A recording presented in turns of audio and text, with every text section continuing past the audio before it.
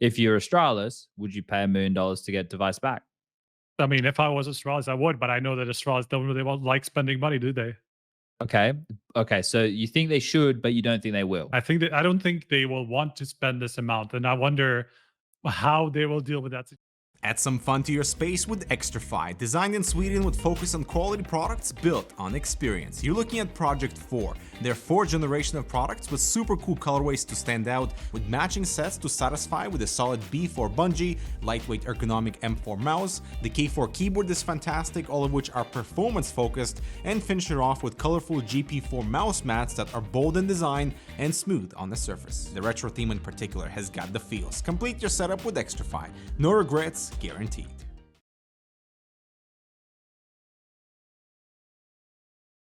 Fist bumps go to the teammates.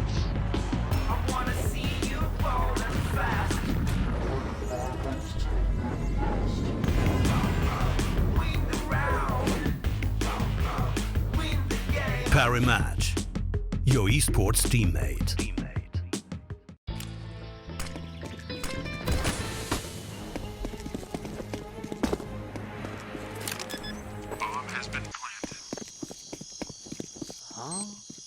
Hey buddy, let me show you how to fix that. Bitskins.com. Buy and sell skins instantly. Deposit and withdraw funds instantly with crypto or directly to your Visa card.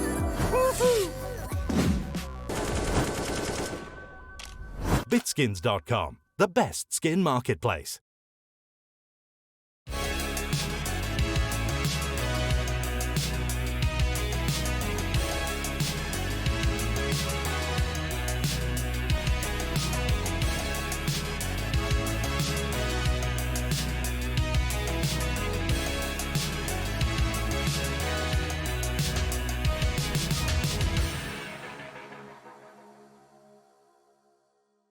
All right, guys, I need you to listen. Just listen real carefully. You hear that?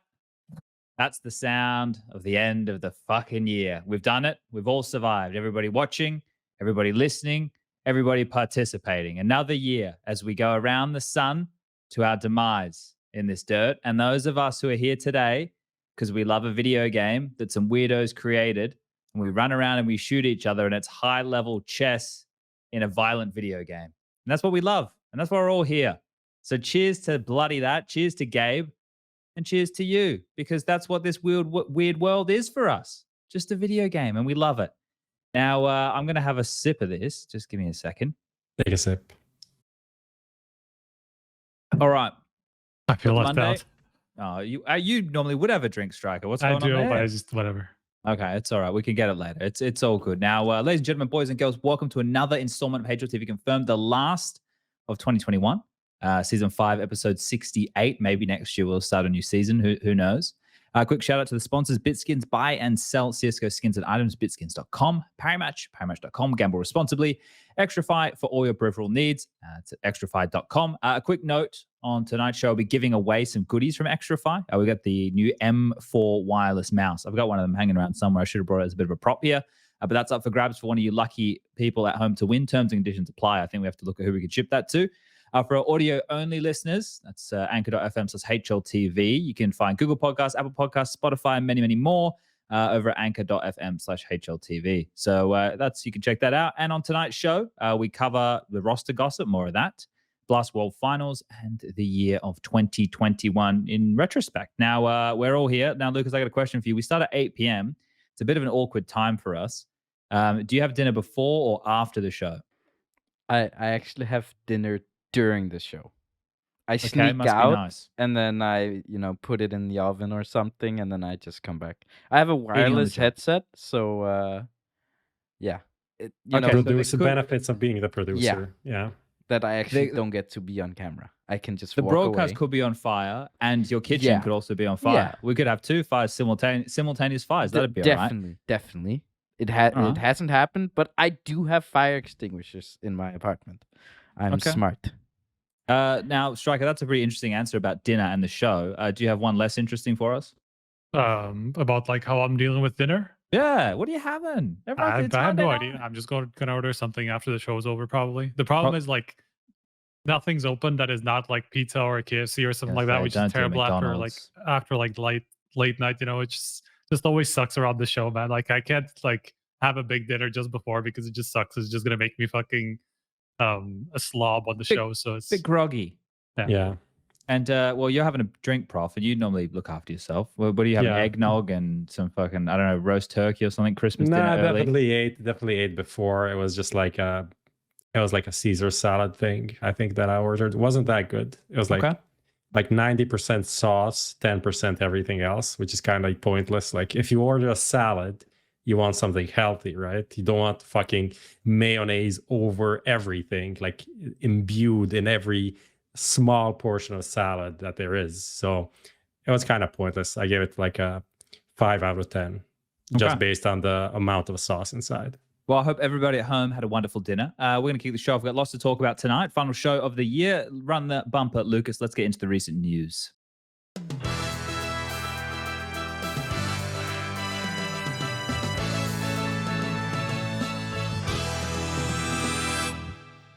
All right, we're back. In the recent news is I washed my hair and it's a little bit fluffy. So that's all the answers. I know that you guys at home were really looking forward to the answer to that, but I washed it and it's fluffy. I don't normally wash my hair. So there you go. You learned something about me. When was the last time you washed your hair, Striker?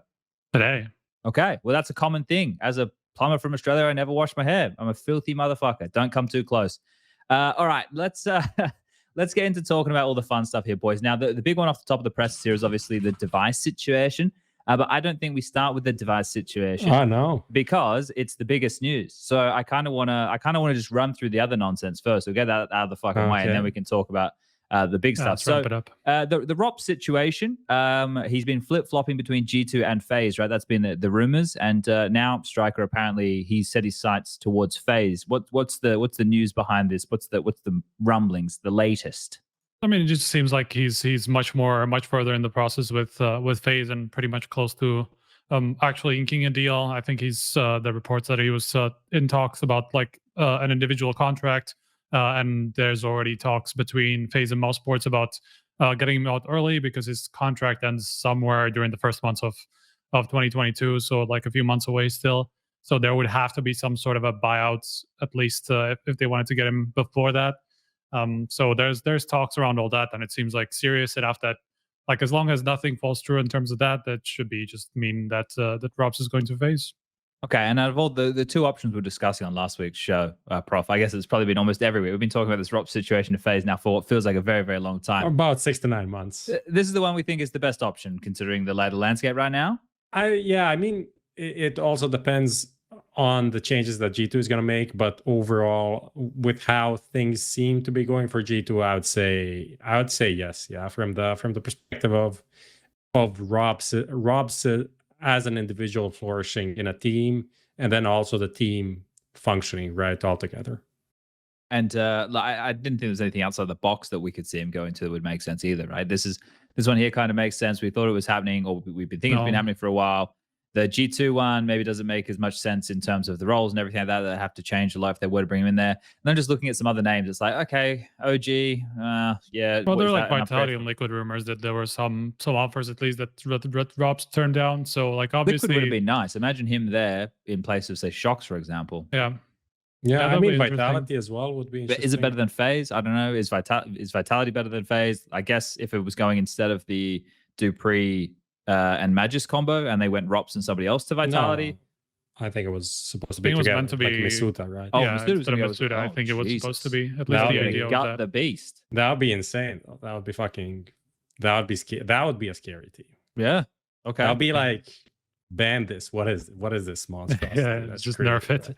Right? Like the thing is, like, FaZe is just the safest option, right? Like everybody knows it should work on paper. It just should work. And everything around it makes sense, right? Like there's all kinds of question marks about like Liquid, like the NA thing, and just potentially having to spend some time over there, and then obviously the team not being at the same level as some of these European possibilities, right? Then you have Vitality, who are obviously like just heading into their first international project, like a French and Danish combination that nobody knows how well they're going to get off, at least at first. And then you have FaZe, who have been just like playing in this international roster for years, and like there's the Kerrigan connection, and everybody kind of like gets along there, and like role wise it just makes perfect sense. And then there's G2, where obviously there's a lot of international experience, but like the roles don't really fit if ropz was supposed to join that team, right?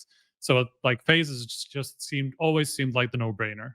Yeah. I think there is only one big factor that leans towards G2, and that is NiKo. Like FaZe has good players, but they don't have like a superstar, giga, ultra star player, right? That we have like 3 of those in the game at the moment, and he's one of them. So that is something that FaZe don't have, and G2 is probably going to have for the next couple of years, right? Well, because don't FaZe just expect ropz to be that though for them, basically. Like that's pretty much what's supposed to happen, right?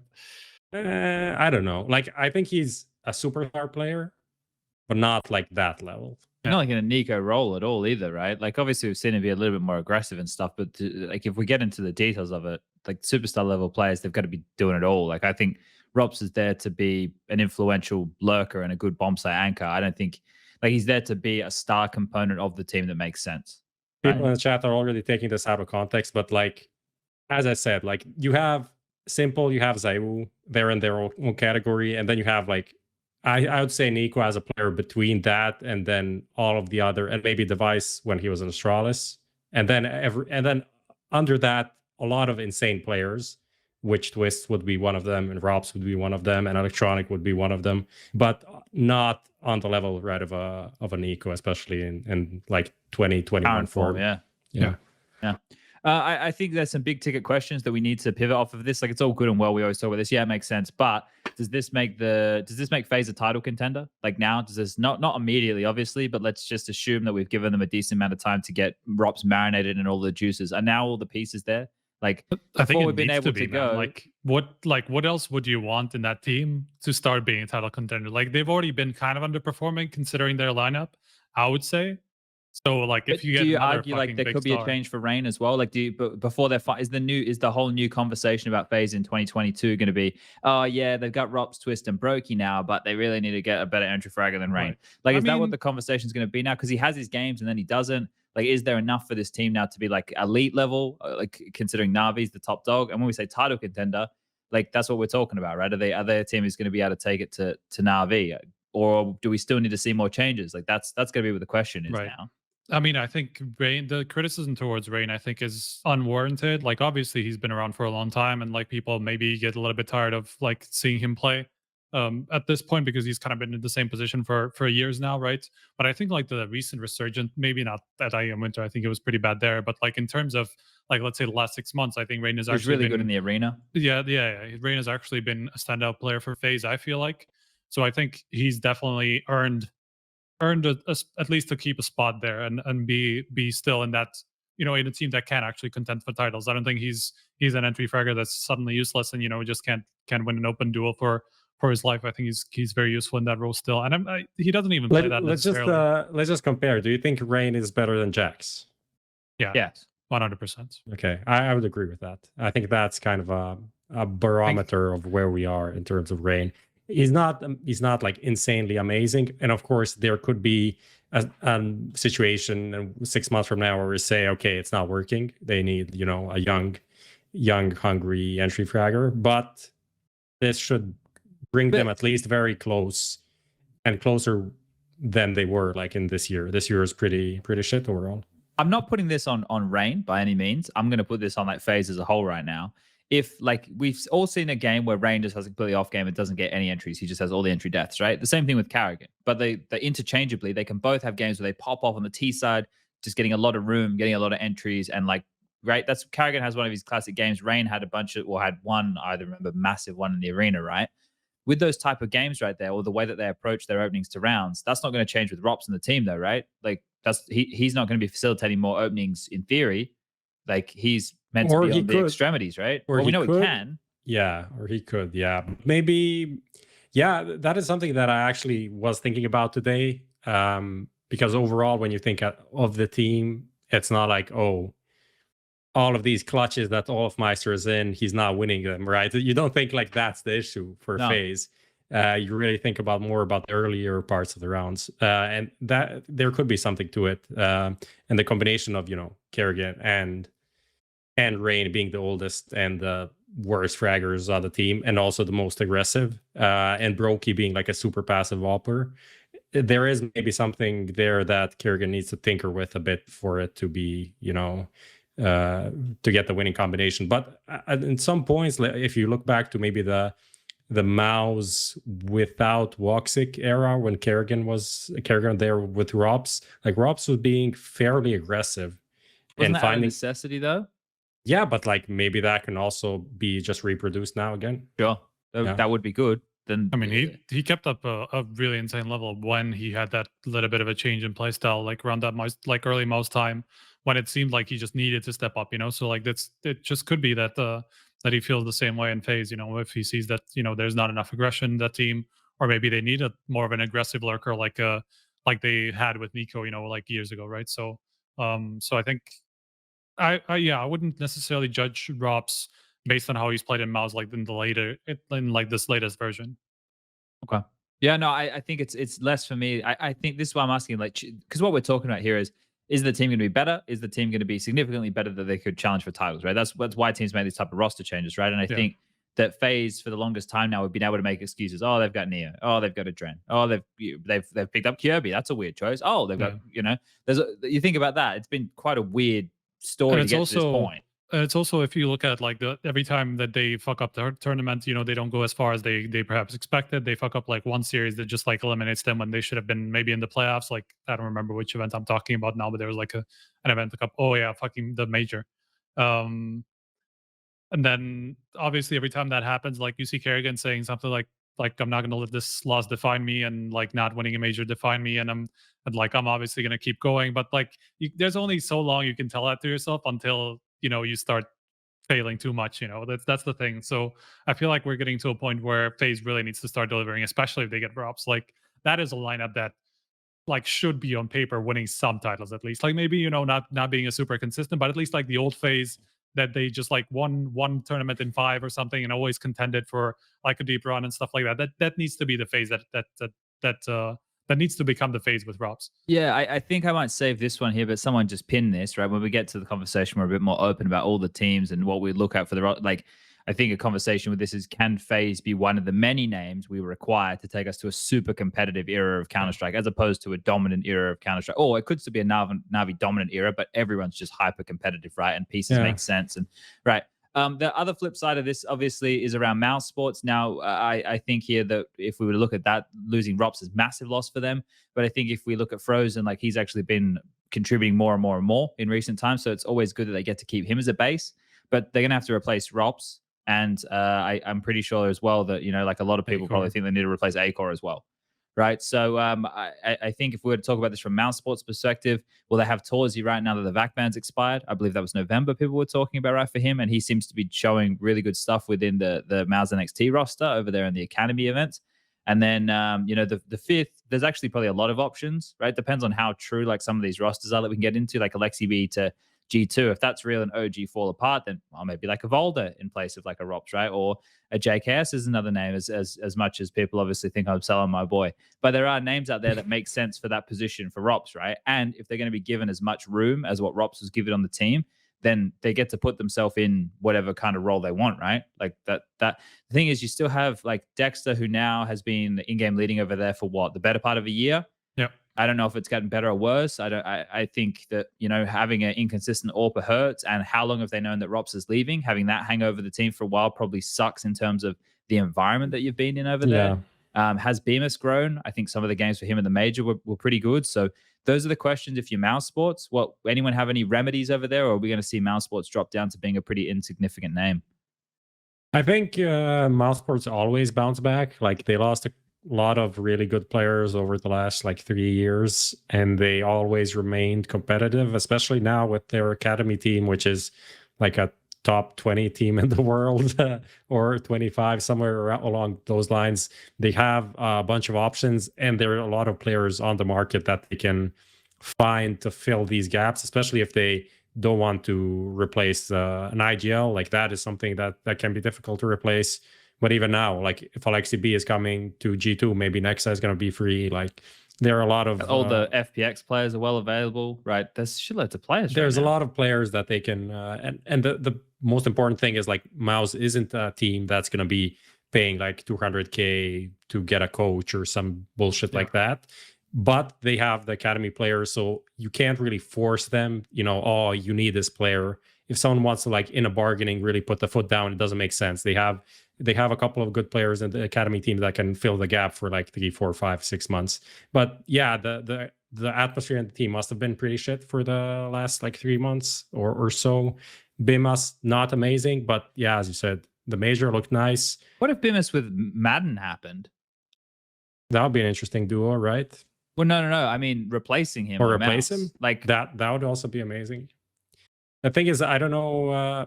Apparently, it's very hard to get anyone out of FPX, and one of the problems is, like, FPX doesn't have anyone in Europe anymore because they fired their general manager. So all of the communication has to go to China, and that is very complicated. And apparently, they don't have what can be fairly standard nowadays, that you have like 3 months on the bench, then you can walk, right? That kind of clause. It doesn't seem to be the situation for the FPX guys, so needs to be defined exit, and probably not insignificant buyout. I'd say something like that. I mean, at the same time, though, like if they do end up agreeing on some sort of an early buyout with FaZe, maybe that's like some extra injection of cash that they can then use to buy another player, right? I imagine if it was somebody like Jukis from Complexity, like that's not going to be that hard to get him out. Like I would imagine Complexity will want something, especially now that they see there's some interest, right? But it's probably not going to be like some huge amount, because they're already trying to get them over a barrel or anything. Yeah, exactly. Like I would imagine that wouldn't be that hard of a deal to get him out. And then maybe you can, like, if you do want to replace Bimas as well and just like make another bit of an overhaul, then you can just use that cash for like a Madden or somebody like that, right? Yeah. I mean, in general, like I agree with what Prof said earlier, that like I don't know what it is about Miles, but they always find like a couple of key players like out of left field, and then just somehow make it work, right? Like we saw it with Frozen. We saw it before that when they had like the Oscar and Sunny version of the lineup that just like wasn't exactly supposed to win titles, but somehow did. And then like they just like seem to always find like one really key player. You know, ropz, like that's actually the best example, right? It's just like a guy from FPL that just took them to greater heights pretty much ever since he joined, right? So like there's always somebody who they find, and that actually ends up working for them. Could be like a Torsi, right? For if he ends up getting promoted to the main team, like that's another name, one of those names that could just start spiraling out of control and just boom and actually make up for kind of like that gap that's going to be created with ropz leaving. Yeah, I think that right there with the academy names, we'll get to see them tested next year, because there's a lot of people in the chat as well, like saying just promote the academy team. We get to see next year what these academy players have to offer in the tier ones, right? Like I think Bit is an example that you could use, but he didn't really hang around in the academy team for what felt like too long. Like there was no academy league when he existed, right? So this gen that people are seeing just play within the tier 4 realms. Like let's say academy Counter-Strike is tier 4. I don't know. Maybe that's a bit harsh. Maybe it's tier 3. Like I just meant the general. Like obviously Malta NXT and names like that are performing well, right? So it's hard. But when they're just playing in their WePlay Academy League, like I don't know. But we're gonna get to see that. I think the disparity there is also massive. Like that, like the top teams are actually kind of decent teams, but like then the bottom teams like Astralis Talent and like the big academy team, I think in the first season they were just like miles below those top ones. So like there's just a huge disparity over in that league. Yeah. Okay. Let's jump around here a bit. Let's head over to North America just quickly and talk a little bit about the situation going on with Xtrfy. Now, Lucas, I sent you a link. Just bring that up for everybody at home. This link, as soon as you can. This link, just for those of you, I'll put in the chat for you guys too, is just the stats of Xtrfy with their current player. Now, as far as the news sources go, OC is going to be heading over to Liquid to be their AWPer. So Junior is cited as a replacement now for OC, but he's got big shoes to fill. So OC, the highest rated player, even in this constellation, the roster since Floppy's joined. So Junior's going to have to play some good Counter-Strike, right? Like he's going to have to, for Xtrfy to be as competitive as what they were. You lose your AWPer, you lose a star player. Well, he's quite clearly their best player over those 62 maps. So I just want to bring this up for a reference point. Now, Prof, I'll throw it your way. Do you think Junior is going to be able to play as well as OC, or do you think this team is in a situation where maybe they could capitalize on the movements happening in North America and make a couple of other changes? I mean, to be honest, like as an AWPer, probably the best pick they can have. Is he going to be on the same level? I think it's ridiculous to claim that, considering OC's form over the last like year almost. Of course, playing mostly not like tier 1, like playing tier 2 to tier 3 in Europe and then playing NA and ACS, but obviously he has been the best player there. So I can't say that he's going to be on the same level. That would be too much to say, but he can be a very good replacement, and then the rest of the team can maybe, fill the gaps for them to be on that kind of a level. Unfortunately for Extrasalt, they kind of fucked up a lot of key points and key tournaments around, November, October, when they failed to qualify for the major and this and that. So that's a kind of a big hit for that team. But other than that, they seem to have recovered at the end of the year. They qualified for like the conferences and Pro League, maybe, I don't know, for the first season. But yeah, I think it's a good replacement. Could they capitalize on something else? I don't really see it. Potentially, if they maybe like a player like, you don't see Stewie going to a team like this. Though. Grim, though. Grim could be a player, but he probably doesn't fit in this team. Probably going to be like a replacement for a Floppy or a Fang. And then are you going to get a big upgrade on that? I don't think so. Overall, yeah, it depends on the roles. Okay. Yeah, I think that's the problem with Grim. Like his time with Liquid hasn't necessarily. I mean, his value's definitely dropped like over the time that he was in Liquid, and so like now, does Extrasalt even think that that's an upgrade for anybody that they would choose him to replace, right? So I think that's a problem with Grim for sure. All right. I don't think we have to spend too much time on this. No. I saw some people asking a question if we were going to talk about is it Choco Check forfeiting against Extrasalt? Yeah. I don't care. I mean, look, I don't care at all. I really have a very limited like knowledge of the situation and what the fuck even happened, why they skipped the event. But and basically they didn't turn up. Nasty tweets where they were like, yeah, we didn't, when they were going at note. So they don't want to play, they don't have to play. Who gives a fuck? Let's leave it at that. Yeah. They don't get paid. Shitty, they're not professional Counter-Strike players. Yeah, fuck that. Who gives a fuck? Right? Like I think that's where we should leave it. It's not a drama that we need to get involved in. They don't care. Why do we care? Get the fuck out. Now we'll go on. Let's talk about something good.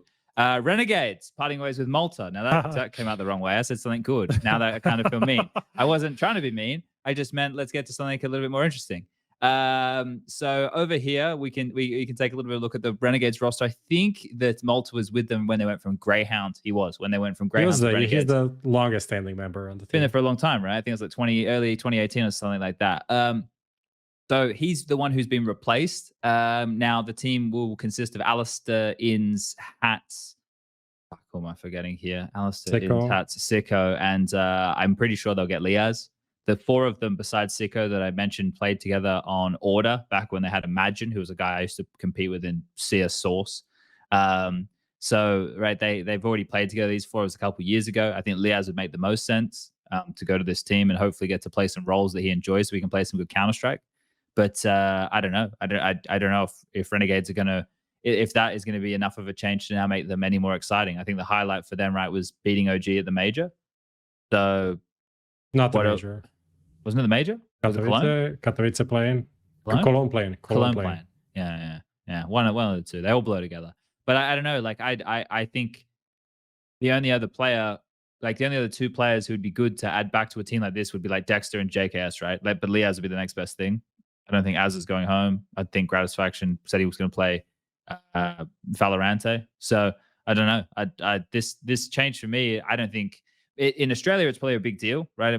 Malta might go to Order or like, but in terms of like global Counter-Strike, does this excite either of you? Because I'm the only one here who should probably be even remotely excited about yeah, I mean, if you add Liaz to this team and it actually works, like the roles work, then that would be pretty exciting. Malta has been like the worst performer, but he has also always been the anchor player, supporting player for the team. So it's not like you can just replace anyone with the lowest rated player on the team and expect it to work. But also for Renegades, 100 Thieves, Liaz was the guy that took all of the bitch roles. And this is something that it is not even becoming a trend. It has always been a trend, but it's starting to annoy me a lot. It's just like this trend of picking up the best player from the second best team and then putting him in the worst roles in the best team, and then expecting him to, still drop his 120 ratings when that is obviously not going to happen. And it's happening with, Grim and Liquid was one of these examples. Jacquinho and Fnatic, you have an Alper, you put him in the team, you give him a rifle, then you do the same with fucking Lucky. a lot of these situations, it just doesn't make sense. It's like, what is the point of this? Like, what are you actually expecting to happen when you put like a connector Mirage player on to play B?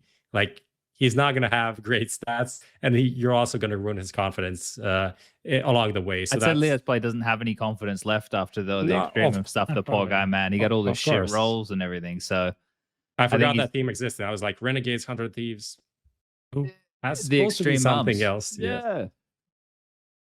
Yeah, I don't know. This isn't a big one. I think you guys happy to move on from this? Yeah, I mean, keep. I'm excited if something good comes of it, but we'll have to wait and see. Right. Like, I mean, I imagine this Australia isn't particularly happy about the Renegades potentially getting just another infusion of firepower into the team. Yeah. They're like, well, fuck, we've just started getting closer to them, and now they're getting another good player. Because that would be an insane team in terms of firepower. Like, there's just like all great players individually.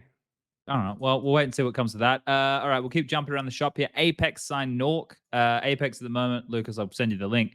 Their team page just has 2 players, Asilian and nawwk. Now, that is quite the Counter-Strike team if you've ever seen one, ladies and gentlemen. But if you're signing nawwk, I didn't read the news article, guys. I just read the fucking headline. What does it say anything else around it? So we signed nawwk to build a team around him. Like, what's going on? You can't have nawwk and Asilian, and that's a Counter-Strike team. No, I mean, they said that basically they already have a vision for like what the lineup is going to be. There haven't been many reports on what that would be. I think there's somebody who said that nawwk was going to Apeks, but the rest of the team seems pretty open.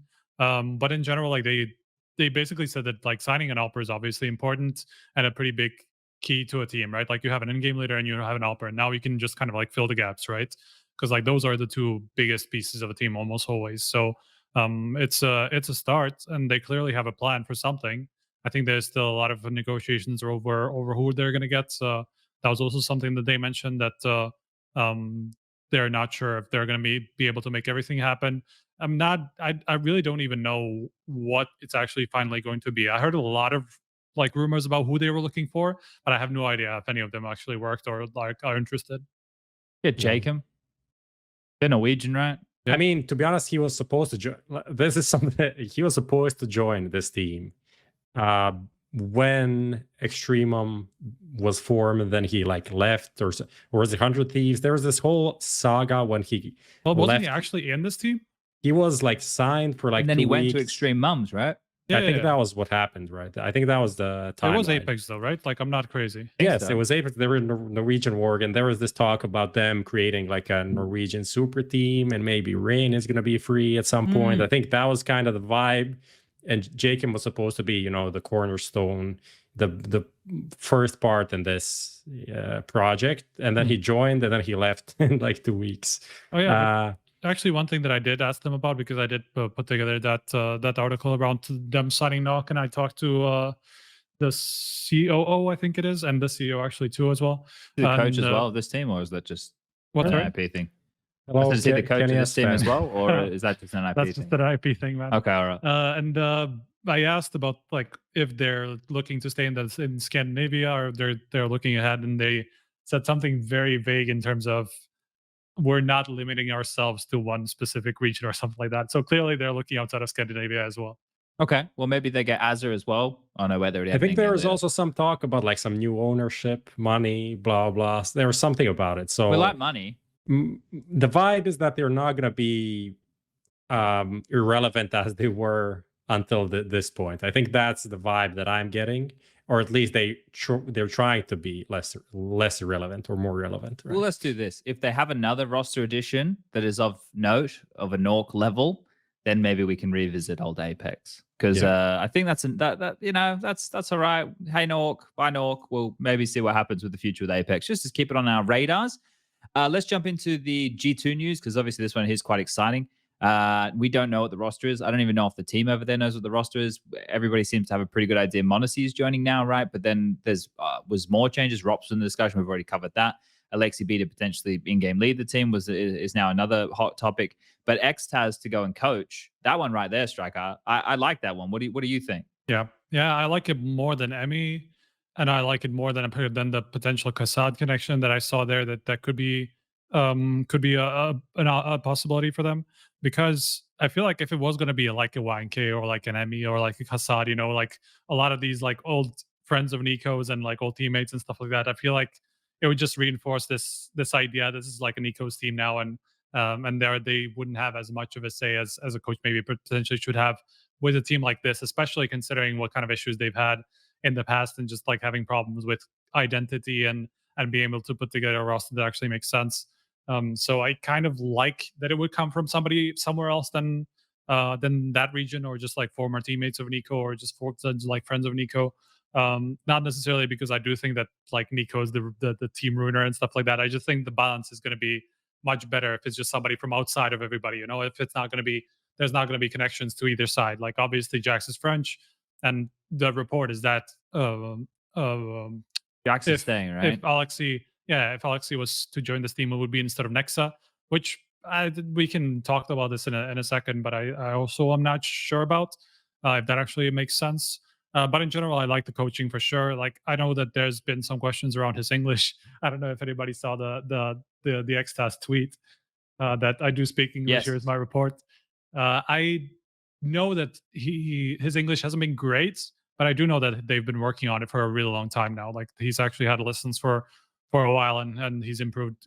As far as I heard, he's actually improved quite quickly. So how serviceable he is at the moment, I don't know. I met him at the major, I think, and I spoke to him maybe like or in Copenhagen, I think actually.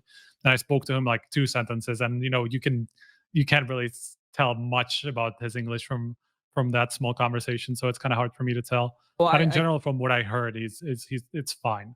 Well, if we use Apeks as the ruler of this situation, right, to measure this whole scenario by, right, Apeks, I think I mentioned a couple of times now, I've been impressed with what he's been able to do. I've never thought he was going to be able to become this good of an in-game leader, right?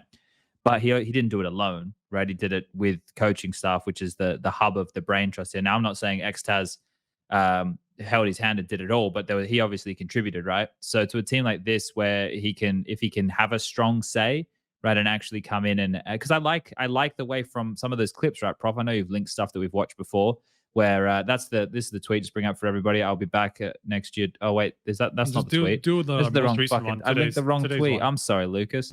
I grabbed the wrong fucking tweet. I didn't do my homework very well. But my point is here that I think as long as he gets to have a bit of a say, right, and it isn't a team that he's just there to idly stand by. Here's the actual tweet. Then I think that he can contribute, you know, a good amount to this team. But I was going somewhere with this. About the Apeks and the new IGL, XTAS getting to mold a new player, working with Nexa or Aleksib, I don't know. There it is. There's a Twitter one. I can speak English. Here's my report. But I thought it was pretty funny. If I had to say to you, like, is there a noticeable difference between picking a Nexa and picking an Aleksib? Is there? Nexa's been an in-game leader in more big grand finals than Aleksib.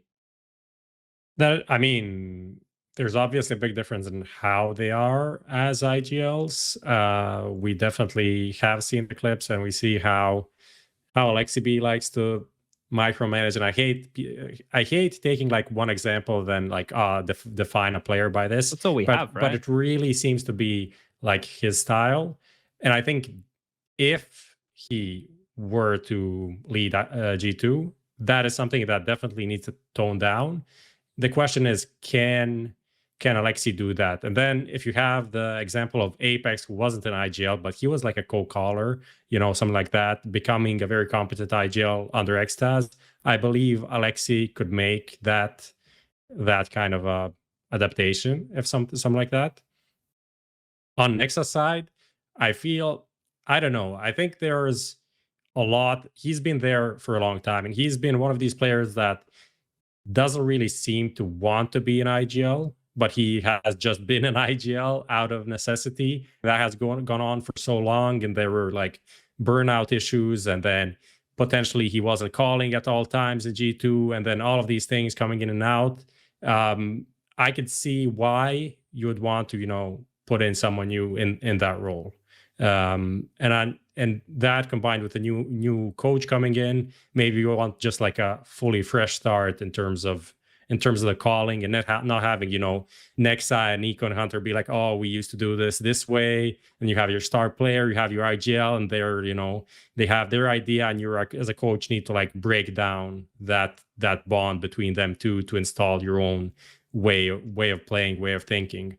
That's why I see how Aleksib would be beneficial to the team, let's say. I think for Aleksib, though, it's a no-brainer, right? Look where OG is right now. Look where G2 is. Like, if you get told, hey, you get to in-game lead Nico and Monacy. And Hunter. So, yeah, well, and Hunter. Yeah, do you want to come? Yeah, it'd be a no-brainer, right? Like, if it was Aleksib's decision. I think that where it does become an issue is exactly what you're saying, because Aleksib always has struck me as a strong in-game leader, and thus that's where I imagine the micromanagement comes from, right? So if he's going to be that, if his requirement to join G2 is he gets to be the in-game leader he is, and he doesn't have like the symbiotic relationship, or it isn't like a working off each other relationship like it was for Apeks, because Apeks picked it up. We're saying that Nexa picked it up out of necessity, right? Well, Apeks kind of did as well. Alex left. Someone had to do it, right? And then X has helped him. So maybe it'd be bad. But I get what you're saying. It's like unlearning bad habits or stubbornness that they have because of confirmation bias of when it worked for them or what was easier for them in practice or whatever, right? I completely look at it from that perspective that you're saying, and you just shake the tree and then start again.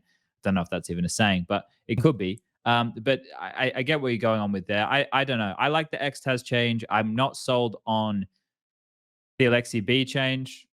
I don't know who should stay.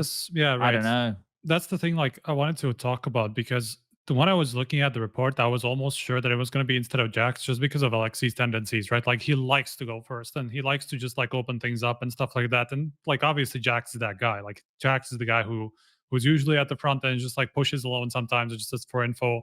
Like we saw him on Nuke, like against NAVI, for example, like one of these games, right?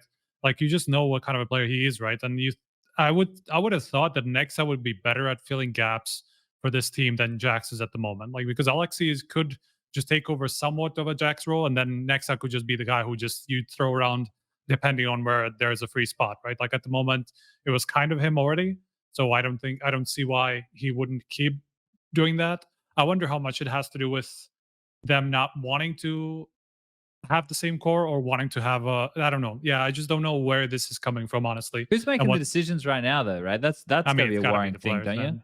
Well, then it's up to Nico and Hunter. So it's Nico and Hunter's team. Yeah. That feels like an unfair assessment, though. Like, but is that has to? There's no coach. Is Carl deciding? I mean, it could also be in part ecstasy, right? Because like he's obviously coming in as a coach, and as a coach that, as far as we know, had kind of a lot of power in Vitality, or at least a lot of say in terms of a lot of organizational decisions and stuff like that. While, you know, maybe G2 haven't been exactly in that position so far. So I wonder how much that's going to change that dynamic as well. And if that's something they are expecting him to do as well, to just give us input on how a team could work. I forgot always forget about Jerome, don't I? Yeah, I always forget about Jerome. He's definitely assistant. All right. Well, I just also want to make one point. If you just individually look at players and their value and who you think the better player is without G2 and the context of other players on the team, and you take Nexa, Jax, and nawwk, who do you think is the worst player out of the three? Oh, fuck. We don't often do that. We're always like, we say this guy's not playing very well. I think overall, the Black see Swan right now. Like Jax probably has the least value, but in some ways maybe just fits G2 at the moment.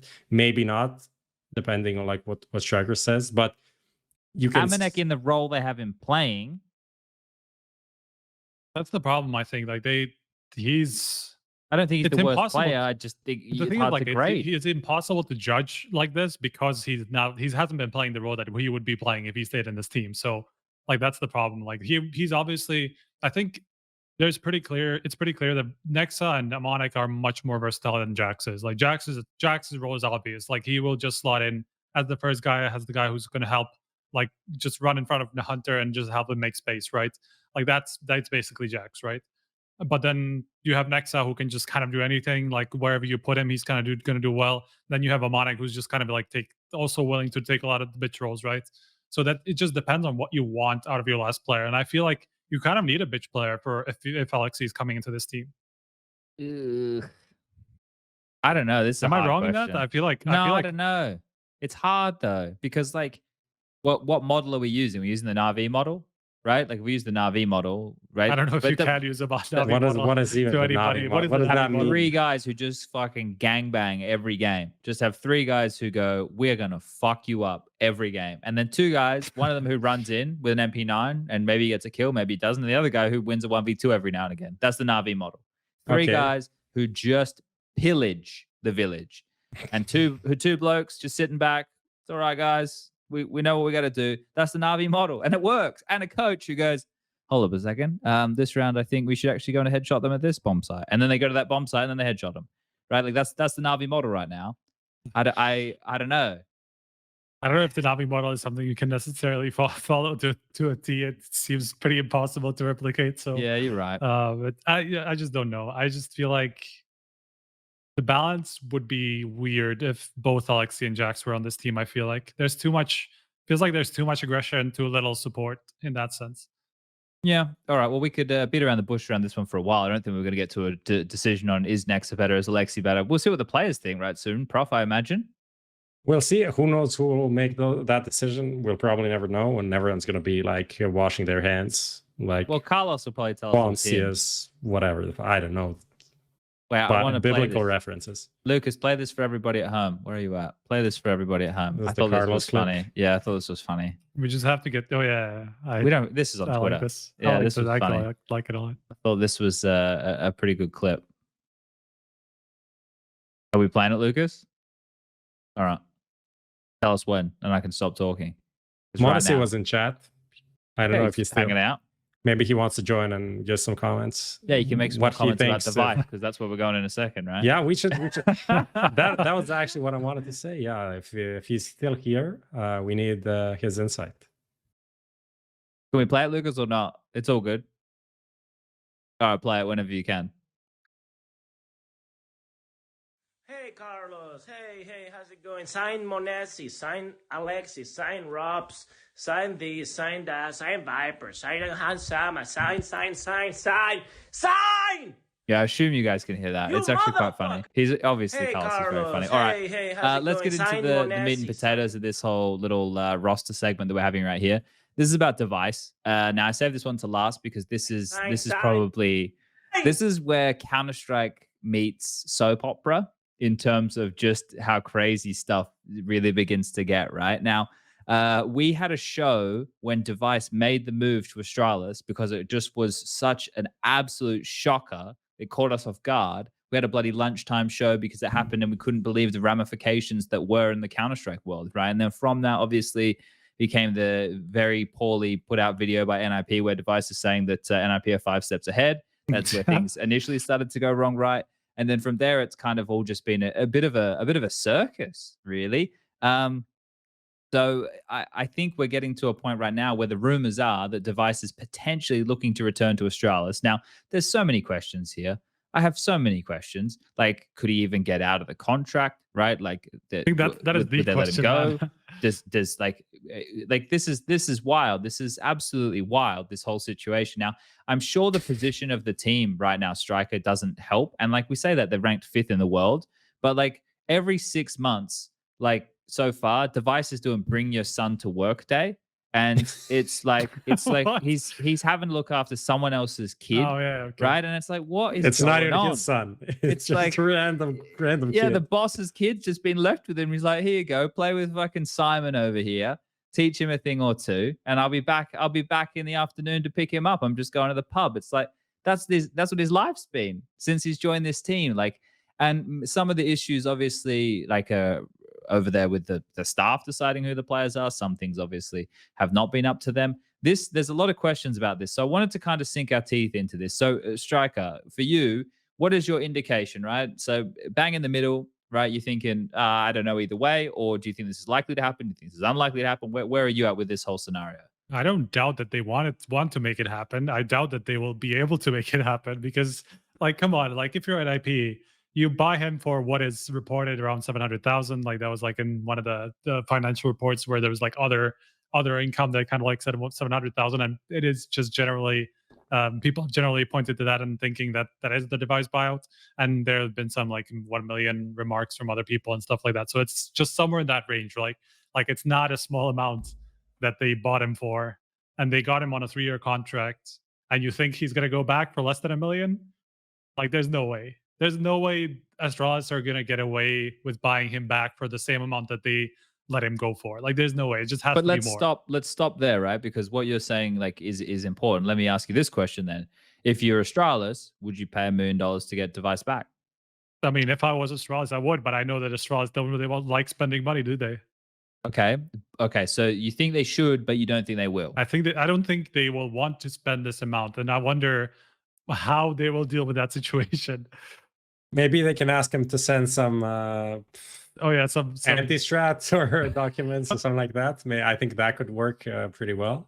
I think that kind of a solution could then maybe get Device kicked out of the team and his Not a bad contract strategy. canceled. What do you think? One that's been used before. It didn't end so well. I think it was just the execution, not the idea that was bad. So you think the plan was good, the execution not so good? We need to try it again. It was like, when you're playing a puck, it's like, let's execute A on Mirage.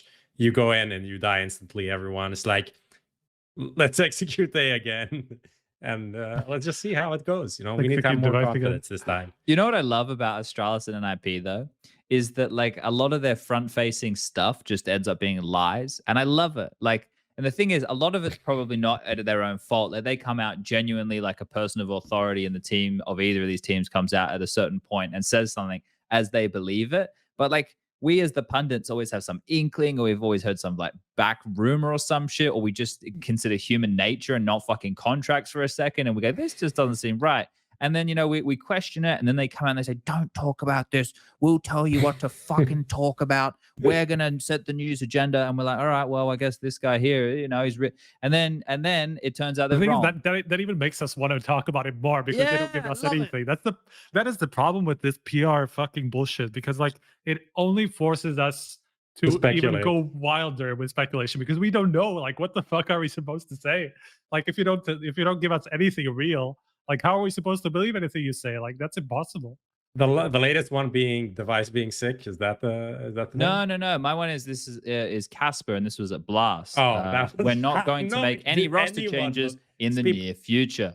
Yeah, no changes for sure. Well, near future, I suppose, for him is a fortunate term to use, because he can literally define that however he wants. Like, it's a good term to use. And then it was like also something like, we'll have this roster in 2022. It's like January 1, we'll have this roster. January 2, making changes. It's like, it's awesome. I don't think anyone from the actual like semi-hardcore following of CS believes that.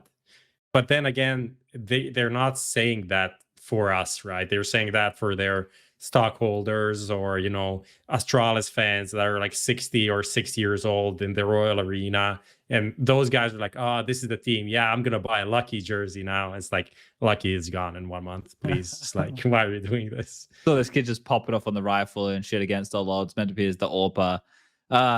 Okay. None of that made sense, man. There was no way that's the plan, but Astralis will make you think that is the plan, and that's always been the plan. And it's like, oh, of course, man, we absolutely believe this will work, and it's totally not because we're getting another upper somewhere down the line. Like, that's the thing. Like, it's crazy. Especially after Blast, right? Like, when things went even more wrong for them, and it's like, okay, well, you had one good honeymoon event where you rode the crowd momentum, and the last two have just been trashed here. It's like, all right, well, what do we think about this? So I think, just to set the scene for those maybe uninitiated, this is the idea that Device would be going back to Astralis to join Blameif and Config, the two most recent additions, alongside of Glaive and Zipex, obviously replacing Lucky, right? It wouldn't make any sense to keep, like, Zip signed a 3-year contract, right? So they're probably going to want to get at least a little bit more time out of that. We're all assuming it would be Lucky getting replaced out of this bunch, getting the Bubsky treatment. Yeah, 100%. Like, who else would you replace on that team at the moment? Like, you just got 2 new players who are obviously star players. Even if you look at Config right now, like, the last couple of events haven't been great, but like, obviously he's supposed to be really good, right? Like, sure. And then you're obviously not replacing Glaive, you're obviously not replacing Zipex. It's obviously going to be Lucky. Well, what do you think here, Prof? Because I asked Striker what he thought, like, in terms of, he'd probably want it to happen, but it probably won't happen. What do you think? Do you think this is likely to happen? Because... So I guess the plan is, Device I'm not saying he wasn't sick for this last event, but I just say in the future he could maybe not be sick and claim to be sick to not play events for NIP, right? And there are other ways a player can maybe put pressure on the org to let him go in a more like in a better way for the next team that's going to buy him out.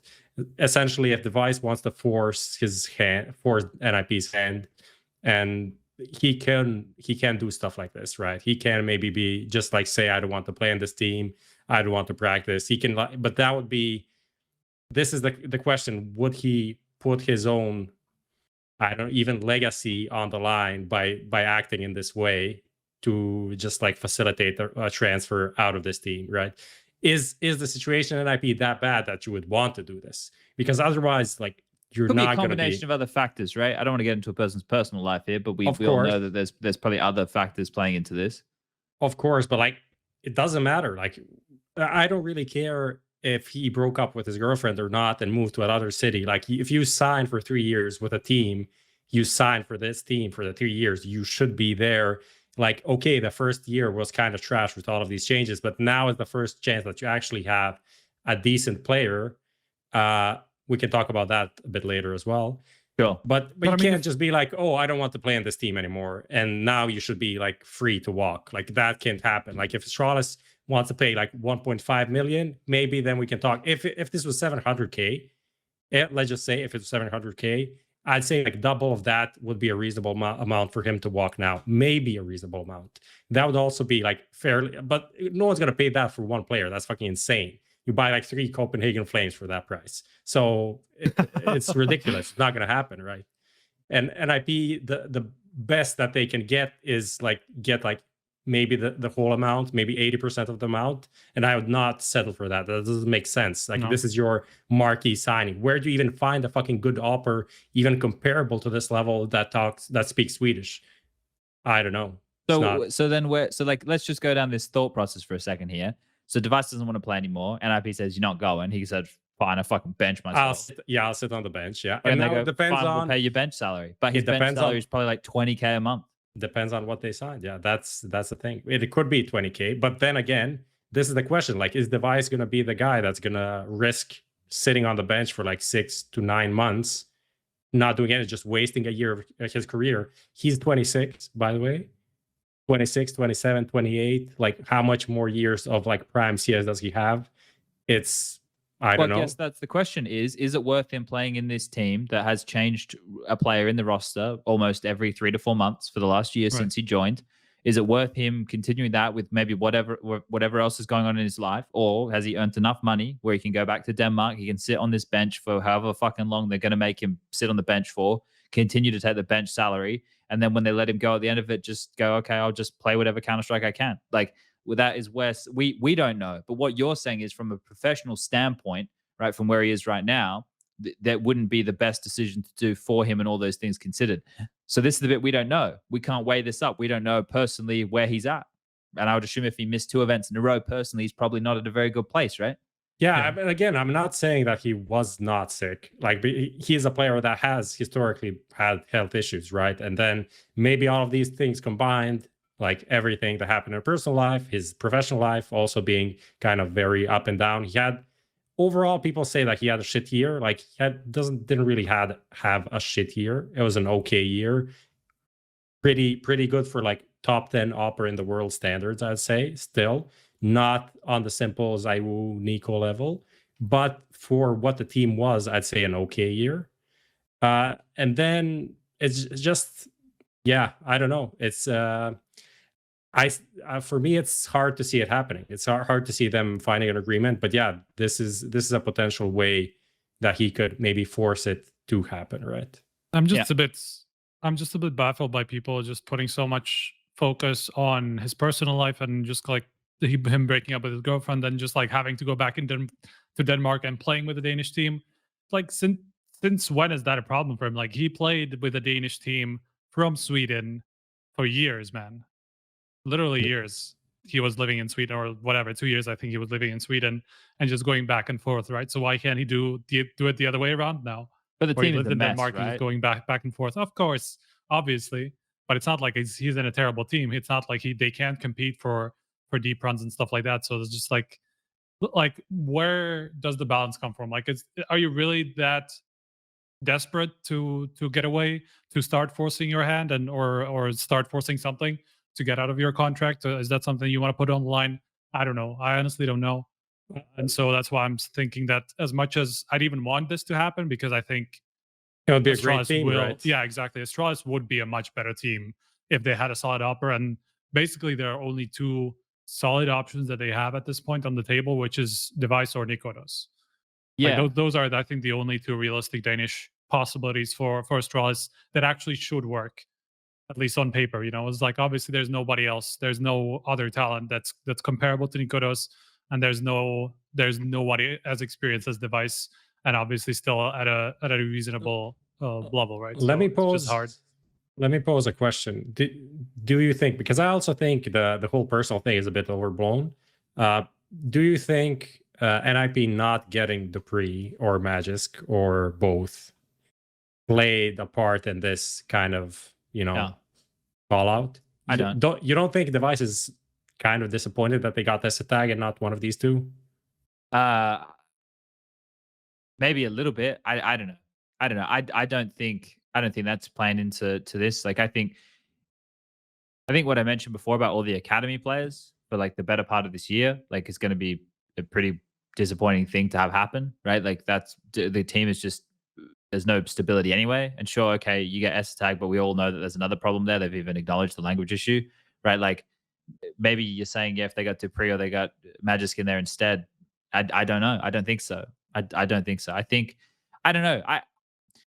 This isn't something that I don't want to talk about someone else's personal life like this, right? And I think you guys are saying overblown. I don't know. Like I want to go from the soppy chat angle. I want to go from right. I want to go from all the the bad relationships that I was in, like the moving around the world and doing this and doing that, and being all that heartbroken and all that shit. But I don't want to talk about someone else's personal life. So I don't want to put my experiences on his experience because his could be nothing like mine, right? So.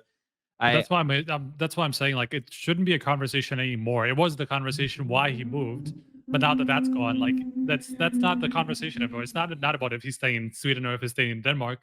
Obviously, he made it work from Sweden playing with a Danish team, so he can clearly work it out from the other side as well. It's just he probably doesn't want to. Yeah, but that's the thing. But not because probably of his personal life, want to. because he just wants the better team, right? And just the team that he thinks he's gonna perform better with. And that's probably Astralis. Like it's thinking about it objectively, yeah, I think that's definitely. probably Astralis. But this opens up a whole nother point of conversation, right? Because there's no question if Device going to Astralis is the better team or not on paper. That's definitely the better question, right? The question that I was thinking about though, first of all, fuck if you're ESSA tag, like holy shit, like just pack it up at that point. You're gonna be so sad. But what about the other members of this team? And well, Rez just signed a long contract, so we don't have to talk about him. But let's talk about Hampus, for example. Yeah. We were talking about in-game leaders before, right? Like there's some going around. No, but why not? Did you tweet something about that? Or? I didn't. We discussed it last week, didn't we? Like we said something about it. Like why not? Wouldn't that would make a shitload of like sense at the moment if we're talking about. Imagine Hampus coming into that team, and if that's an option. Like, I don't know if it's an option that G2 are even considering right now, but if I was Hampus, fuck yeah. Like, that would be a sick option if I was Hampus. Why wouldn't you want to do that? Hampus, m0NESY, Nico, Hunter, and then, then maybe actually ropz could have made sense as a fifth in that team, right? Like, that'd be a sick team, actually. Imagine. I don't know. It's just that's another thought I'm having. Like if I'm Hampus, do I want to hang around in this team where I have to entry frag, in-game lead, clutch, top frag, do everything on a daily basis? And by the way, I saw him hanging around with Device all the time at the major. Like they were together, like they were inseparable. I felt like. So that's Hampus to Astralis. Yeah, why not? Well, they probably need to. They can even give him Glave's baby to babysit, and so he's gonna feel like just like lots at home. to do. Yeah. Okay. People. Someone in chat made a good statement. Remember Hampus's T sides. I remember everybody's T sides at the moment. They're all pretty fucking miserable. Yeah, but I mean, Hampus would have a lot more space to work with if he didn't have to do everything on his own, right? So like that's also that's also a factor everybody needs to take into consideration. If you have Nico somewhere off on the side, just like entering for you and just like creating situations that you shouldn't be in the first place, I think your calling is going to get a lot better because you just have so many more options, man. But what if you just do the send Nico and Hampus out to entry both sites, and then the other three can just wait in the middle, and whoever gets the entry, they can go to the site, because one of them will. All right, I think we're probably done with this conversation for now, boys. You guys happy with where we're at? Yeah. All right, cool. Let's get into who wants to be a skinionaire. I've already got this one locked and loaded, ready and ready to go, Lucas. So I can even put the link in chat for everybody. Okay. I think this time you can try doing it together. I had this idea I could get Lucas to do it, but then Lucas needs to set up the questions in the system, so he needs to know the answers, but so it doesn't work. This quiz is the theme is HLTV Confirmed, so I didn't really have a lot of good questions. Some of them are really stupid, and that's it. Okay. Well, guys, you know what to do. Type Bitskins in chat. No exclamation point. If you type an exclamation point, you will actually be removed from the giveaway. Just Bitskins. Maybe even banned. Skins. All right, let's do it. Question number 1. I guess you and me, Striker. Here we go. Oh, wow. How many episodes of HLTV Confirmed have we produced in 2021? We're up to episode 68 this season. So was it last year in the middle of the year that we added a new season? Yeah, I'm trying to work out when we did this season, when we started this season. But I mean, there's how many weeks in a year? 52. I'm guessing it's not going to be 46. I don't think we were that consistent where we'd have like a show. 41 or 37. I'm gonna say it's the middle one, but I'm not. I feel like we've done a lot of shows. It's my only logic though. Like my only logic is that like it's too close to one a week. We've locked it in. 41. Oh, 46. Jesus. We've done 46 shows this year. Fuck. Okay, that's a lot of shows. That's a lot of shows. And take into account that we had like 2 weeks break at the beginning of the year and like a mid-year, like 2-3 weeks. That's a lot of literally every week. How the fuck did we do more than one show a week? Because we did like double shows as well. And we did that device in the middle of the day one and stuff. Yeah, we did. And we did a couple of the major. All right. Question number 2. Which episode broke 100,000 views on YouTube? Was it Guest Simple, live from PGL, or Breaking NIP device news? I mean, I know it was the simple one. There were 2 actually. It was the 2 in a row that actually broke 100,000. It's the simple one and the previous one that was like the roster change big episode. I don't remember if we had I got a guess for that. But all right, I'll lock in simple. And that's correct. All right, we've recovered. Easy. We've recovered here. All right, question number 3. Who was the first guest in 2021? JKS Twist, Devilwalk. I feel like it was Devilwalk. I felt like it was one of JKS or Twist. Oh, fuck. When did Twist join FaZe? Didn't we have JKS? Wait, we had JKS when he was like somewhere like in the... Was he in a team at that point? Or was he just Maybe like in the limbo? When he got released from 100 Thieves, but would he have been our first episode of the year? I feel like I don't know. Something draws me to JKS, but I just don't know if it's true. I feel so bad. I really think JKS just like a gut feeling, you know. At the beginning of this year, JKS was joining Extreme. And then at the beginning of this year, Twist was joining FaZe. Was it Twist? I guess it was Twist. Just lock Twist. I'm going with Twist. All right, it's correct. It's Twist. I don't know. I don't remember. Was JKS like somewhere close after that though? I feel no, like JKS was the first episode of the season. So like last year. Okay. I know there was a first something with him, but okay. All right. Question number 4. What was the name of the beer that was enjoyed during the major show? Oh shit. Sponge doesn't remember because he was drunk. According to it's gonna be either the first or the second one. The first or the second one. I think. Wait, maybe it was 91. Fuck. Something draws me to the 6-6 one, but I have no idea. Well, it seems like a beer that's been around forever, right? Yeah, I mean, I knew the Cronenberg part. I never thought so. I feel like it's a beer that's been around a long time. That's the year that it was founded, right? Then like, there's no way it was just founded like in 91. There has to be like a really big legacy behind it. So it has to be one of those 2. 1776. Let's go the full hog here. I'm going with 1664. It seems ridiculous. Okay. Yeah, that's correct. Fuck. It just seems insane. Like that's a long time ago. All right. What are these questions, man? Fifth and final question. As I said, it was very difficult to find questions. How many major winners grace HLTV Confirmed this year? Less than 4, 4 to 6, 7 or more. Okay. Simple one. Apeks. Device. Not this. Wait, year. we didn't have device. Oh, it wasn't this year. Yeah, that's 2. Okay. Devil Walk. That's 3. 3. Okay. Do you have any other Swedes? I don't Magic think Snow, so. Dupree. Was Glaive this year? No, we had more Swedes. We had more French people. We haven't had Flusher. We haven't had JW. We had Flusher. We had Flusher this Yeah. year? This year? Yeah. What Okay. the fuck? Do we have... Yeah. That's 3. That's 4. Shocks? Oh, yeah. Okay, I guess So- it's 4 to 6 then. But we did 46 shows. Yeah, but like we can't have a major. We can Another me more a Swedes. We didn't have Boomage. I'm going to 7 or just more. go for it. I'm going 7 or more. I'm going Okay, 7 or fair more. enough. Whoa. Who else? Freiburg Missing? Freiburg, the Frib. Oh, I didn't remember we had any. and Taco. Taco. Yeah, Ah, Taco as well. okay. So 4 out of 5 correct. Just the first one incorrect. Lucas will draw a winner right now, and we will read your name out. You are the lucky winner of a tier 4 skin, thanks to Bitskins. And the winner is time_404 has been following since, well, this year. Can I just say something? I had a Dane just literally throw the wrong answer at me with the Cronenberg question. I have like a Danish friend who I play Warcraft with, and he literally just threw me the wrong Isn't answer. Cronenberg like Belgian or something? I got no idea where it's from.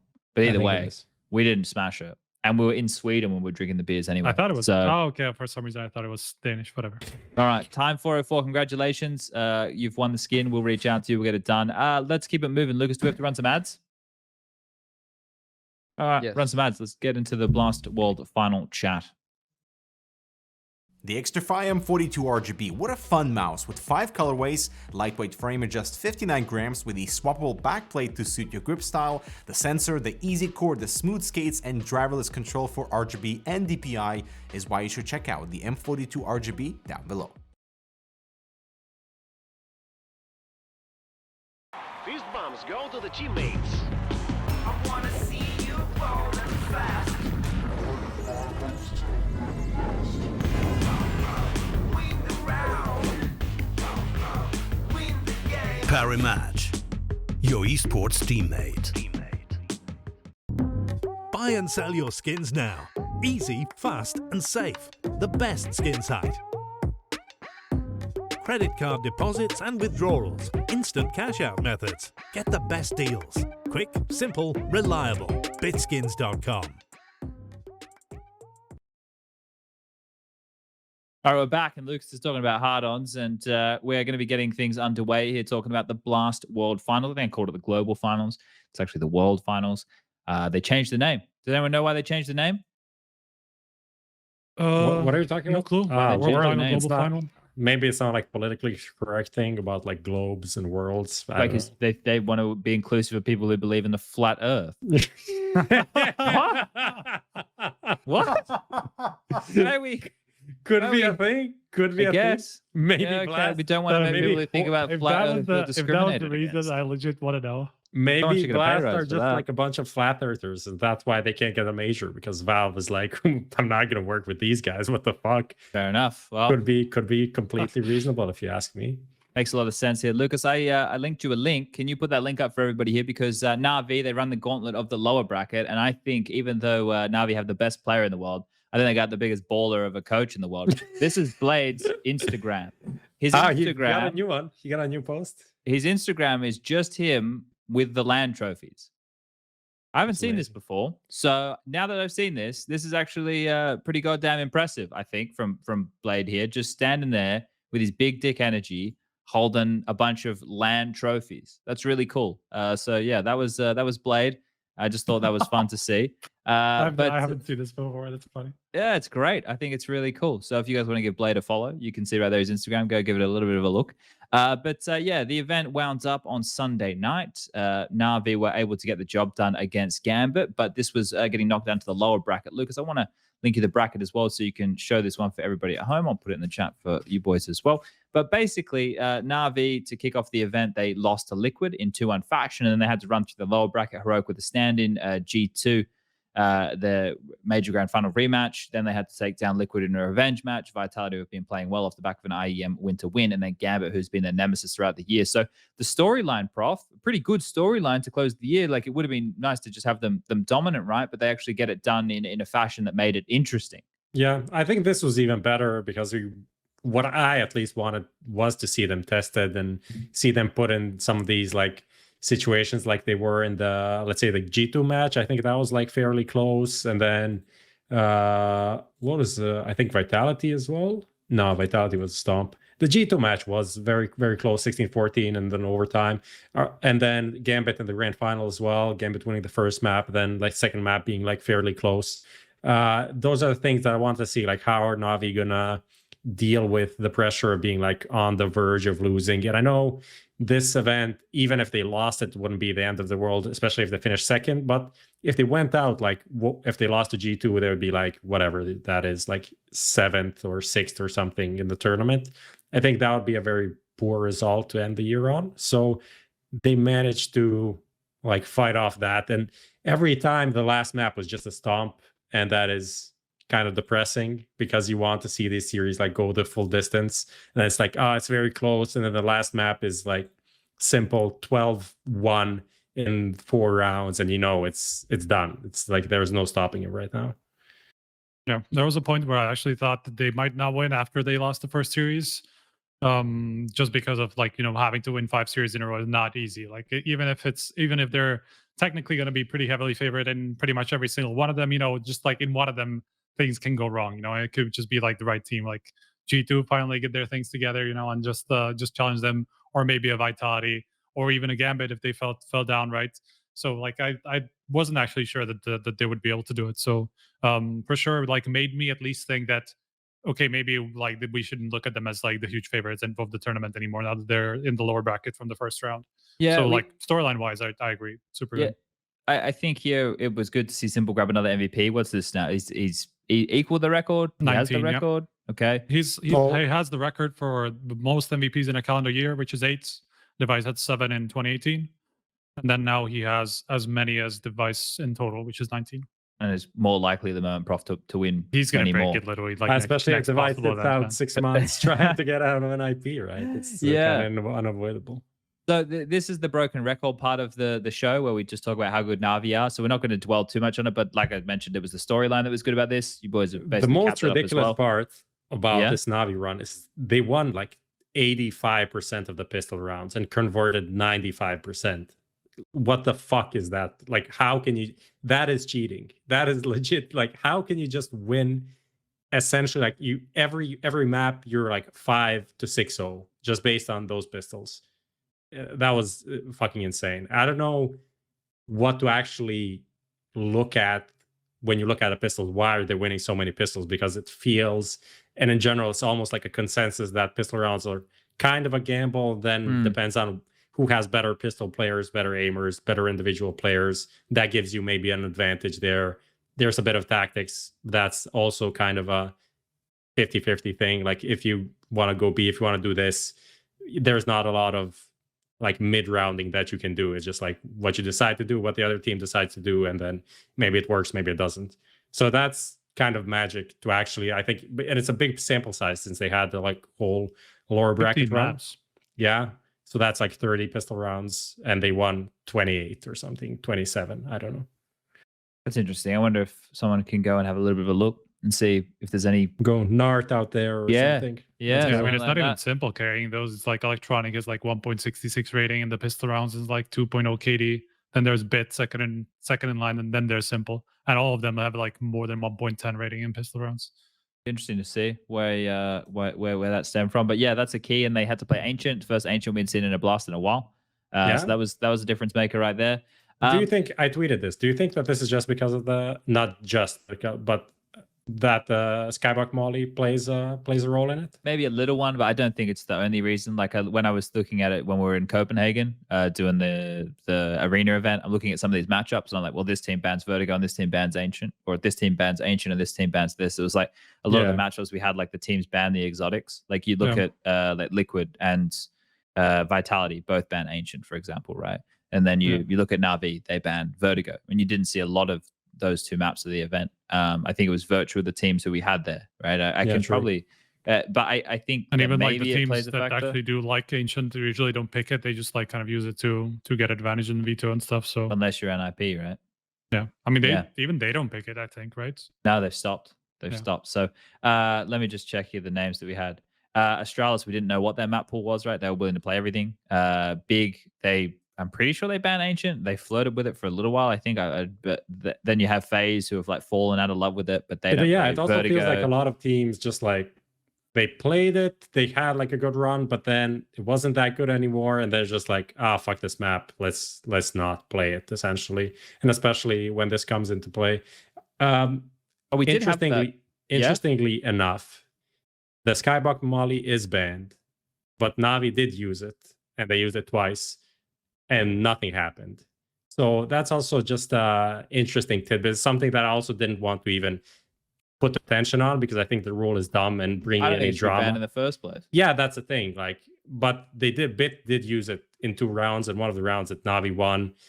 Did it play any part in Navi winning? Doesn't matter. But actually having that as a rule, and then having it happen twice, and it seems like maybe Blast admins didn't notice it the first time. They only noticed it the second time, and then Navi got a warning or something. And after didn't they replay around though in the Heroic game when Heroic threw a Vertigo Molly? So it's like, and they even lost the round.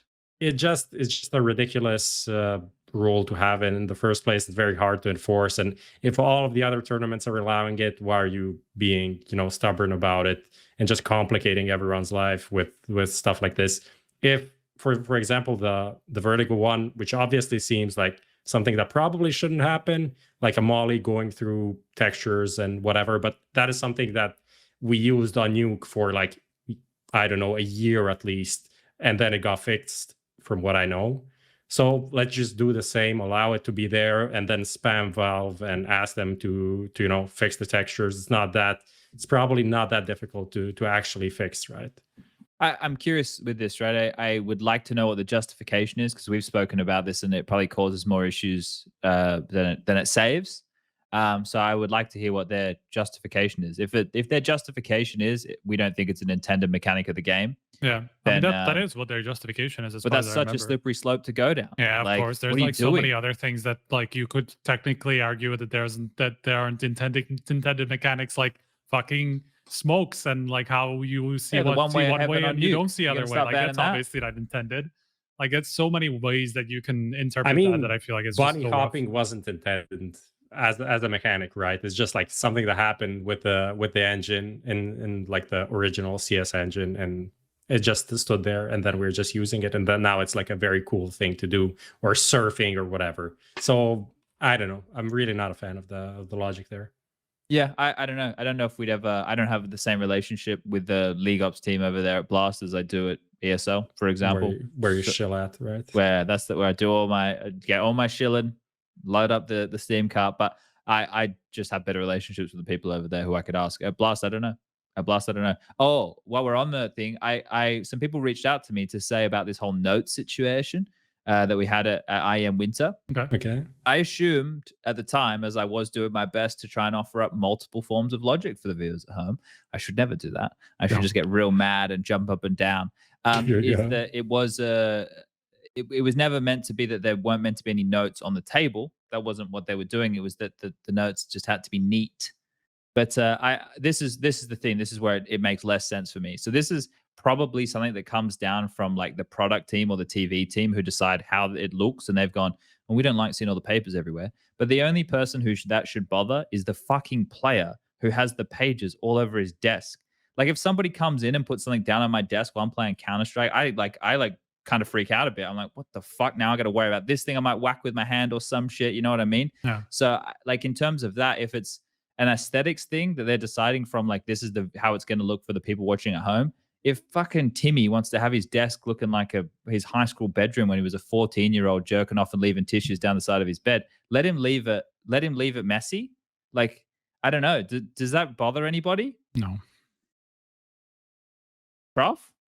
I feel like we think it's such a non-issue. It's surprising that it even was a conversation. I don't know. Who knows who ran into what? And I don't know. I guess if you can imagine, if you remember like the keto and the big boot camp where they had like 7,000 tissues all over the floor and shit like that. Kind of looks like, doesn't look really, really nice. But I don't know, should be a very easy thing to. I mean, there's like trash lying around, and there's just papers with like actual information on them, right? So I feel like there's just like entirely different conversation.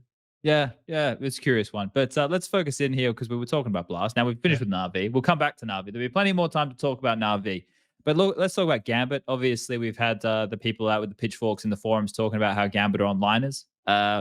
Do we think that conversation is done now? Because the conversation I thought was, this was my perspective on it, a team of kids who have grinded really hard in the online era, put themselves on the map with some really, really tidy Counter-Strike that's hard to replicate on LAN, are now experiencing LAN as the first time in a year with each other and slowly got better as the events went on. That's my Gambit storyline, because other people they're not playing as well as they fucking did online. Lynch them. What are we talking about? They're kids. Right, like, and I saw you have an interesting conversation today, Prof, asking, should we consider Axel and Shiro rookies? Right? What are we thinking about this whole conversation, the Gambit scenario?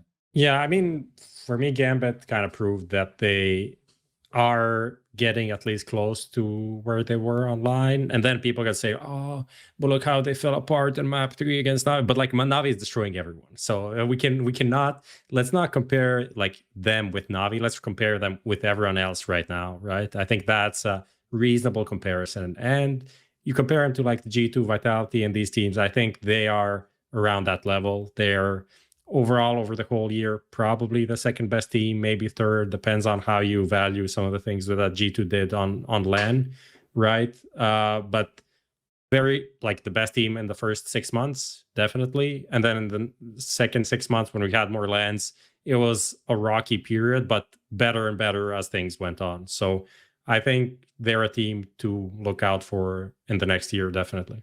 So I want to get into a conversation a little bit later when we do be reflective on the year. So we don't need to sink too much into kind of projecting, but they did what they needed to do, right? I think, right? They did. They beat the teams in front of them. They just couldn't beat NAVI. Yeah, exactly. And I think the only game they lost.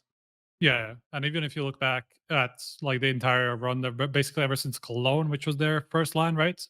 Or which was the first line that we had back, like they basically only missed out on playoffs. Wait, did they even miss out in playoffs? No, they didn't, because they actually made it in Night and Winter as well. They literally played in playoffs every time. So it's like that consistency is something that's also hard to argue with. Like, obviously they didn't go as far as they would have if they were online, but they are far from a bad team. They're far from like onliners or whatever. They're still a decent team. They're just missing that extra spark that just won them titles before, right? And I think that actually came back somewhat this event. You can kind of look at their run and obviously see it as pretty easy if you think about it, because it was like heroic first round, obviously playing with a stand-in, then Liquid second round, dead team, Vitality third round. Vitality I think is a really legit win, because that was one that was definitely not easy, and like Vitality just have been really solid throughout this entire period. Whether they've been sorry? Vitality beat them every time they met. Yeah, that's also another thing. Like that historically, that's also been a very hard matchup for them.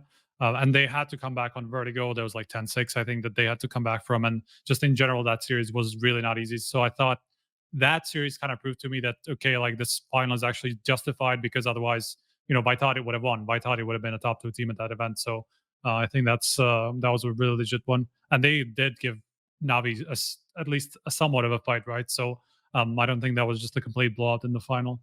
So in general, like, I think good signs from Gambit, and especially from Exile, I would say, because I think he's had some struggles, and obviously like he hasn't been at the same level as we saw him online, but he's definitely had much better performances as time went on. I just linked Lucas the stats page from the event right now, just for the players. I'll whack it in here for you boys as well. So Lucas, bring that up. I think it's quite interesting to see that they had 4 players in the top 9 or the top 10 as it is. Now, Shiro is pretty consistent for Shiro, right? And Hobbit, the same. Like we always know we're going to get big impact out of Hobbit. It's the other two. You mentioned Axel. I think that he could be something that could be a bit more of an active lurk, and I think we got a little bit more out of him in this event. And Nafany as well. When you're an in-game leader who's hyper aggressive like he is, you put him in the same bucket as like a JW or like an Art or like these guys who have or like a Fur maybe, right? Guys who have these set openings, and eventually you need to diversify those openings. Like people started having mollies just to deal with his pushes, right? So for him to have a better tournament as well here, it's good to see. I think those two are the ones that have to put the most work into their game, maybe to keep this team as a contender, because I think, like as I mentioned, Shiro and Hobbit, we're going to get the consistency out of those two just because of the nature they play the game. Hobbit always seems to be really good in those tight games where they need him to pull through with a fucking 1-on-4 or something dumb, and Shiro saving his AWP, right? I know that's obviously not the brand of Shiro here, but it's the other two who I look to be a bit more impactful. So good signs, Prof. Yeah, to be honest, like I have to say, Shiro's grand final was kind of shit. If he played to the level of the rest of the tournament, maybe they even win the grand final. Maybe they win it in 2 maps, right? He was definitely missing even on Mirage that they won. His CT side was like non-existent, like CT side Mirage Hopper. And it wasn't like he didn't have any opportunities, like they all tactically shut him out. Like he was just missing shots. So feels like that's the moment where you see the lack of experience, the nerves coming in and stuff like that. Axel kind of pushed them through. I think Hobbit as well has some good games, good maps in the grand final to kind of allow that to be close. But yeah, Shiro had a great tournament until the grand final. So that is, we still need to see him perform maybe a bit better on LAN against the best teams. Online against the best teams, he was great, but on LAN, here and there you see these like kind of just red games. Yeah, I think that's probably just more about putting in the reps, right? So next year will be like the big year for them. Like, can they continue to maintain that? But we're going to talk more about that soon, so we won't waste too much time on that right now. Vitality Liquid, that's the end for both these rosters as far as everything goes. There was like an overdrive rumor that maybe Vitality weren't going through with it, but I thought they'd already like pulled the trigger on signing, or at least did you see that? Did somebody say that? Really? I saw like an overdrive rumor, like while I'm up at 4 a.m. fucking searching the news section of Reddit on the refresh there. Maybe from his VK or something. I got no idea. It's probably not even real. People could say anything these days and I'd probably believe it. But I don't think that would happen, right? I think that this is pretty much set in motion right now. I'm pretty sure they literally already had like a photo shoot and shit. So okay. I doubt that they can undo anything right now. But I think the reason we've got these two teams here is because I guess we're talking about them, and they have two polar opposite ways that they approached being dead teams. One was organizational, which is the Vitality one, and you saw how they just continued to put their head down and bum up to work hard. And that's the biggest thing that I think most people respect about what they did here at the tail end of the year. They showed that they were competitive. They made the best of the situation they had. They continued to compete to win, which is what you want to see. Because this is something going to happen more and more, guys, where the orgs are in control of the teams. And you want these people to be professionals like this to close out the year in that fashion. For Liquid, on the other hand, they come back into that soap opera realm where the players still get to control the team. And they got to go, well, we fucking hate each other. We don't want to play with each other. We want to change things up. And then through that, I think the org actually got to profit a little bit. Like there was all the changes. They ended up getting to keep NAF. Alige is obviously staying. He's now a part owner of Liquid, right? Over there. But they aired their dirty laundry, and it was entertaining as fuck for us. Like we enjoyed it. It was good to see them being quite open and honest in interviews, and then they're having to go, well, I didn't mean VR probably wasn't that happy. No, probably not, but it was good. It was probably necessary, and we got to see both teams with contrasting ends to the year. I think both performed maybe even above expectations once being dead teams. Does anybody think oppositely to that? Do we think they exceeded expectations? They were with expectations? What do we think? I think Vitality by far exceeded expectations. I did, just talking to Apeks at the major when everything was kind of going down. They're like, are things happening? He's like, of course, like no official comments, but we're gonna play out the year, do our best, blah blah. It seemed like they had a good vibe in the team, despite what was being talked about. But I didn't expect them to be this good. I didn't expect them to actually win a tournament against other teams. That to be honest, like at IM Winter, G2 was maybe one of the biggest opposition, right? But they had a stand-in, but then still you had Heroic, you had G2. You wouldn't expect a dead team, and a team that I doubt that they practice a lot to actually win a tournament, right? And to be like top 2, top 3 at 3 of the tournaments that they played. Yeah, I don't know what it is. Like, I still think that it'd be nice not to have these periods of time, right? That we've had. Like, I wish we could avoid this. Obviously, we've discussed this at length on the show before of like maybe having the major as the final event and then all these changes could happen otherwise. And people are like, oh, but there's no set contract windows or whatever. But these roster changes are going to happen regardless of there being set contracts or not, right? Like, they happened anyway. There was set contracts and roster changes were happening or people being bought and whatever. So I think it'd be nice to avoid this. It did kind of take a bit of the shine away from the last couple of events. The Blast event was much more entertaining than the IEM event. I don't even think that was a conversation. But I think that was helped by Navi going through the lower bracket. I think it would have been great if NIP had Device in attendance. It would have been great if Heroic had Stown there in attendance. And, you know, but I think we still got an entertaining event out of it. It just I would prefer to miss this stuff because after the major, it felt like the year was done. It also really sucks that you have like $1 million event, like global finals. We have all of these champion of champions, the best, the winners of all of the biggest tournaments, and then it's like dead team. It has a whole narrative at the event is dead teams. It's like, what are we talking about? Oh, the Pro League champion versus, you know, the Blast Finals champion versus the major champion. You know, all of these storylines that are cool. Oh, we have like, this is the last time we'll see these players together. Everyone's crying. It's so good, but it's so sad. It's like we're 6 months. We're not a year. We're 6 months of a season. We're not a year of a season. I think it's like the culmination. I think next year it's gonna be much better if we have 2 majors, not have majors for 2 years, and everyone's just like, fuck, get me out of this team, and everything is like super hyper. I don't know, transfer trigger happy. Everyone just wants to move shit.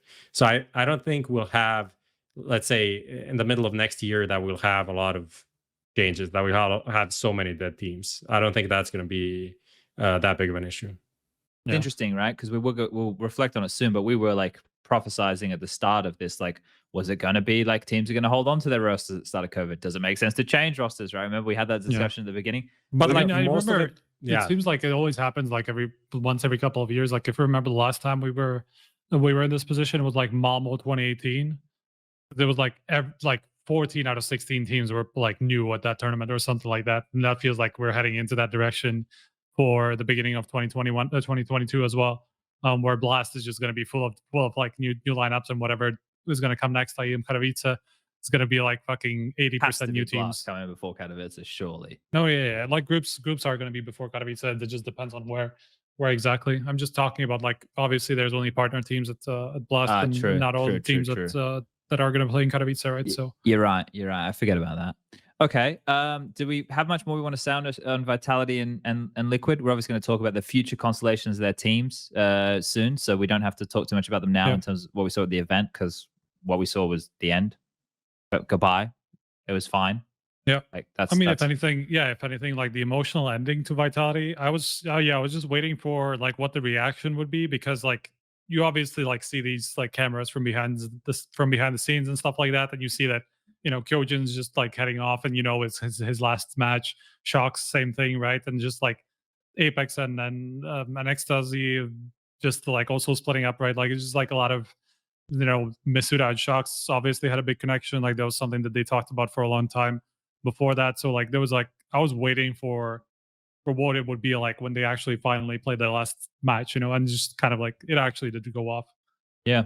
It was good. It had a couple of extra storylines that we wouldn't have had otherwise, right? But I think the problem is with Counter-Strike, we're most of the time focused on the teams we're going to be having in the future and how good can they be, and you know. Anyway, Astralis. Let's talk a little bit about this. Or do we want to talk? We can get into this and do the recap with the Astralis conversation. Yeah, or do we want to touch on them? We already talked about them. Essentially, this doesn't work.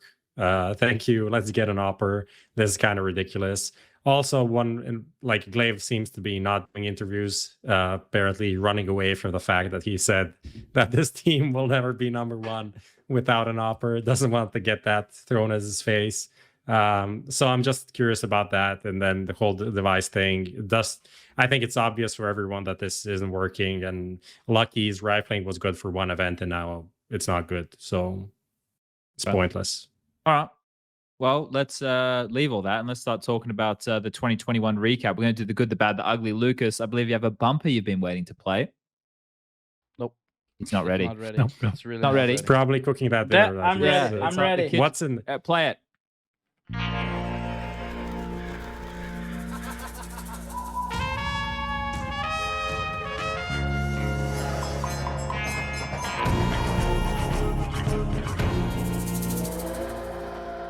All right, we're going to do a little bit of a reflection on the year that was 2021. A lot of things happened. A lot of Counter-Strike was played. There was a lot of roster changes, a lot of dramas, a lot of fun stuff as well. So just as a bit of a, you're seeing which way the wind's going here, Prof. What is your... Let's just clear some things. People are actually saying stolen from Thorin. I'm just gonna... It's just... We haven't used this for such a long time that 90% of the viewers haven't even seen this bumper and they're amazed. And the other thing is, like, we've been using this for like 2 years already. So plus, it's a concept that everyone has used. So it's not even the longest period of time, guys. But it's like people also went to Thor and that's Maui Snake, right? Who do this kind of like same thing, right? And they went to them and saying they stole it from us as well. So it's kind of funny. So they're just stirring the pot. But it's just like the most basic concept that exists. So it's just a concept. So it's all right. And plus, anyway, this is the issue that I have with the internet now. The fact that we even replied to the viewers, Prof, we're fucked up. I fuck up too often. We think that we care about what they say, but we fucked up. I kind of do. I believe that overall viewers are good. I'm on that. Overall, there's a viewers reason are why good. we do this. Right? Yeah, overall, I would say viewers are good. But there's a couple of them, of course, like a website from a place that took a quote of what I said and mistranslated it in their language.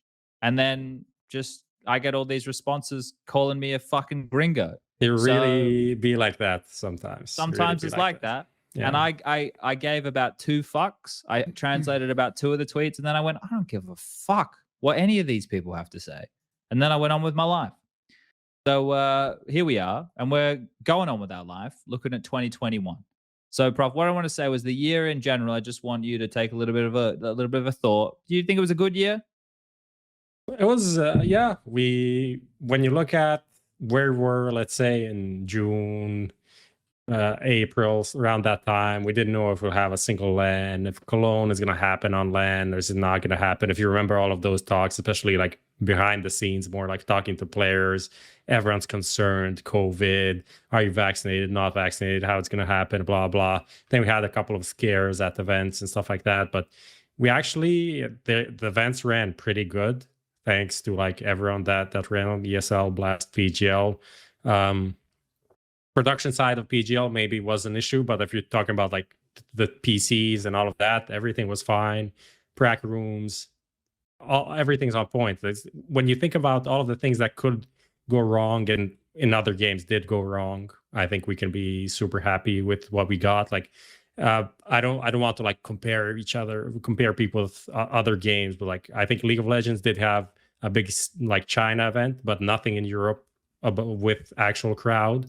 And that is like a super big, massive esports, right? And we had 2 crowd events, 2 big arenas.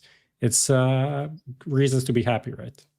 Yeah, I think like from a super broad standpoint that you were going from there. Yeah, the fact that we did get the major again and we returned to LAN in any capacity is good. We've spoken about this in the show, and I'll mention it again. Everybody's going to have different views on the way the world is, and like, oh, should events be running? Shouldn't events be running? There's people, oh, just run a bubble like the NBA. Like, there's obviously going to be dumb kind of opinions like that. Oh, fuck. Blurt it out. Get rid of the word, Lucas. Don't have it in the VOD. Get it out of the VOD. But demonetized. The point here is that, like, from a broad standpoint of how like average things were in the previous year, this year has been much better, right? I think that we had some obvious teething issues to come back, right? In terms of different things with people forgetting what it's like to be at LAN, certain restrictions, maybe things being more strict because of COVID and testing and this, that, and the other. So there's a lot of things. There's a lot of things that I think that we forgot about or that we didn't consider from that. But yeah, the fact that we had the major, the fact that we had the event in the Blast Arena was good. But we're already seeing what happens otherwise, right? We just had we've kind of just with the last two events taken some steps back. Now, obviously, Blast, they made their show look much prettier than IEM Winter, right? But IEM Winter went back to like lockdown kind of restrictions. Blast was obviously doing testing and stuff, but they were no longer having an audience. I don't know if that was planned or not, but I think that wasn't assisted by the new variant. So overall, I think we had a good year, but whether or not we continue to have a good year, I guess, is when we look forward to 2022, right? What else we got here? I guess there's no overall. We're going to talk obviously about the Counter-Strike and the teams and the events. What do we think the best event was? Because now for a year like this, we can have different criteria. Like we can have which was the best Counter-Strike we saw, but we can also have like which event was like run the best, which event, because that seems pretty easy to do to me. I think the best run event was the Blast Copenhagen event, like without a doubt. Final. But did it have the best Counter-Strike? Well, you could definitely argue that other LAN events had the best Counter-Strike, right? So, I mean, the major for me was by far the best event in terms of the storylines and everything. Of course, production wasn't as slick, and to be honest, especially for the playoffs, since I was there, I didn't really watch that much on screen and from home on Twitch to see how it was. But the excitement levels, the drama, the storylines, everything that was going on, that was peak shit. So I think for me, the major by far. Yeah, Counter-Strike wise.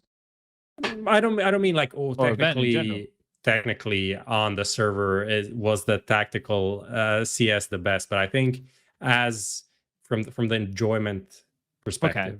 Well, it's also part of it being the major as well, I guess, right? Like, yeah. I think the issue is it depends on which like lens you're looking at things from. Because I think if you look at it from a production perspective and the type of show put on, right? Yeah. Like the Blast show was like head and shoulders. Like it's not even a conversation. Like, the thing is, like, there's basically like just two events that kind of are in a conversation, because those are the two. Yeah. Those are the only two events that actually can go into the conversation, because they had everything, right? Like they at least should have had everything, right? Everything else, it was either the first half of the year that was online, or there was like Cologne that was like a massive bubble, not really that much to look at in terms of like a show and stuff like that. Obviously, like it was the first line back, and it was also like a big storyline and a lot of connected to that. Navi just winning the whole thing, right? And all of that stuff. Like storyline wise, it was a good event as well. But like in terms of like the entire spectacle and like the hype around it and how it all came together, like it always is going to come down between the major and the fall final, and both had something going for them, right? And I guess people like that depends on, like, I have such a skewed view of the major because I was there the entire time, and that's always going to be a very different view of the entire thing. And I understand why people were feeling dejected about the broadcast. I 100% I understand it. I just wasn't, because I wasn't following from Twitch most of the time. I was just like there, right? And I was just had the opportunity not to encounter most of those issues. So like for me, like the major actually kind of wins out based on that. But I can see why people wouldn't say that. Yeah, I guess you're right. So I guess we put those two at the top of the list, but then you have the next ones, right? I think that Blast studio event that they just did was probably the best studio event of the year, right? Like ESL stuff is not, it's not a built studio. Like it doesn't facilitate the interactions that we just saw at the Blast event, right? Like the interactions of them yelling at each other and obviously over the glass and stuff. That's what we had at London in 2020 in the beginning.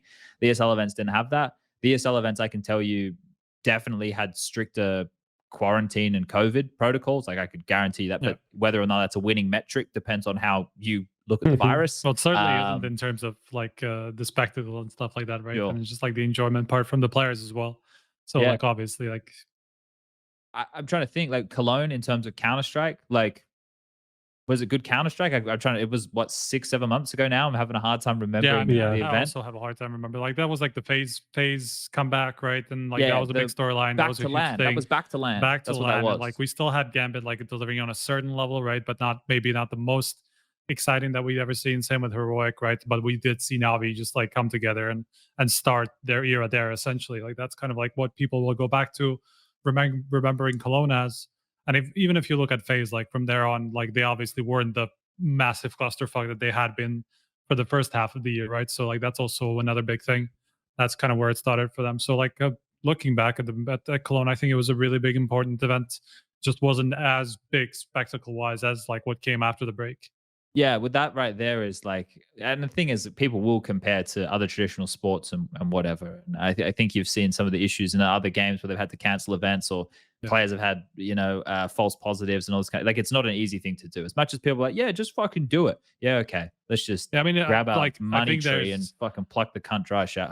I think to run 4 events without any sort of outbreaks, at least not among the players. I know that people have talked about some staff getting infected every now and again in one of these events, and some of these events that ran in an arena or in a studio, like these last 4 events especially. But like to see none of the players get sidelined by COVID or anything like that is kind of miraculous to me. It's crazy, like right? It's insane to have 4 events run. And of course, like you can say that ESL probably just did as safe of an environment as they could have. So like they obviously like did as much as they could not for it not to happen. But the other 3 events, like they, by all accounts, like they were not a bubble or in any description. And really, like people just could go around and just go to a bar or whatever, like at any point that they could, and they could catch it from anybody. So to see none of the players, none of like whatever, what was it, like 3 weeks at the, or 2.5 weeks at the major, and then like 2 more weeks over the other 2 events, that's like 4 or almost like a full month where people are just kind of like can go outside and just can do whatever and mingle. And for none of them to catch COVID is insane to me. Yeah, I think we got very lucky from that extent. I think here, I'm kind of thinking about this, right? Because we're going, well, at least I am. I'm going, well, we had the major, so it must have been a good year. Like, that's looking at the scale of the world, though, right? Like, the system of the RMRs, I know we're not in love with it, right, Prof? Like, we can do better. Yeah, definitely. There are some tweaks and to be done, probably. And actually, it's not even the RMR system that's that bad. Yeah. It's more about the individual RMR events that were inconsistent, yeah, and just had bad rules. Like some of them had bad rules in terms of point distribution, and that also comes back to Valve, and some things not being really clear and being interpreted differently. And then some TOs saying like, no, Valve said this, but then the other TO says, no, Valve said this, and they can't say both, but whatever, okay, if you say so. And then we had, teams not winning a single match, being invited to an event based on previous points and then getting points. That doesn't make any sense, right? That can't really work. So that is one thing that we certainly need to cut off, is like, if you finish lower half of the event where you got invited to, you shouldn't get any points, right? You need to make some progress, win some matches or something to get points. But yeah, I think overall the system isn't that bad. When we look at the final list of teams, of course, there could have been a couple of teams, on the top 20 to top 30 in the world that could have been there. I think the only notable omission was Complexity in the end, out of like good teams in the year. OG actually the biggest one, but they just played bad at the events. It wasn't like they got fucked over something. Like overall, when you look at how they played, you can't really make a case that they should have been there based on the RMRs. Based on the whole year, yes, but if that's everything, that's whatever, it's fine. I'll live with that and have like 95% of the top teams there and 1 or 2 missing out.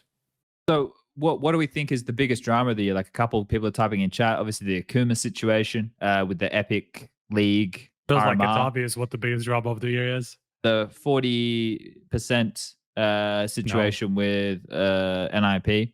The Hunden scenario. The Hunden saga, man. Like, nothing comes close. The Hunden Chronicles #1. Nothing comes close. Is it coming back? What do you I mean? don't know. Hunden, Lucas knows more. Lucas, is Hunden coming back? No way. He's not going to answer this. He's probably in the kitchen. No idea. Okay, no comment is also a good one. No No comment. comment is a good one to make. No, in I these think situations. he's not coming back. I think this is something you don't come back from. What if he goes to Valorant or something? I mean, people are going to reject him there too, I think. You think? I would say so. Okay. All right. Well, we tried. We tried to sell him. So the Hundred situation, right? For about 2 seconds. Gave it a go. The Hundred situation, top of the pops. The Definitely. which NIP 40% loss situation was also pretty scuffed in my mind. Yeah. I think that the Akuma situation is more about how poorly that RMR event was run. Less did they actually cheat or not? I don't know. Obviously, there's still the heroic situation. Like there's the Hundred situation, but there's a heroic situation on top of that. Yeah. With all the cloudiness around them. What else we got?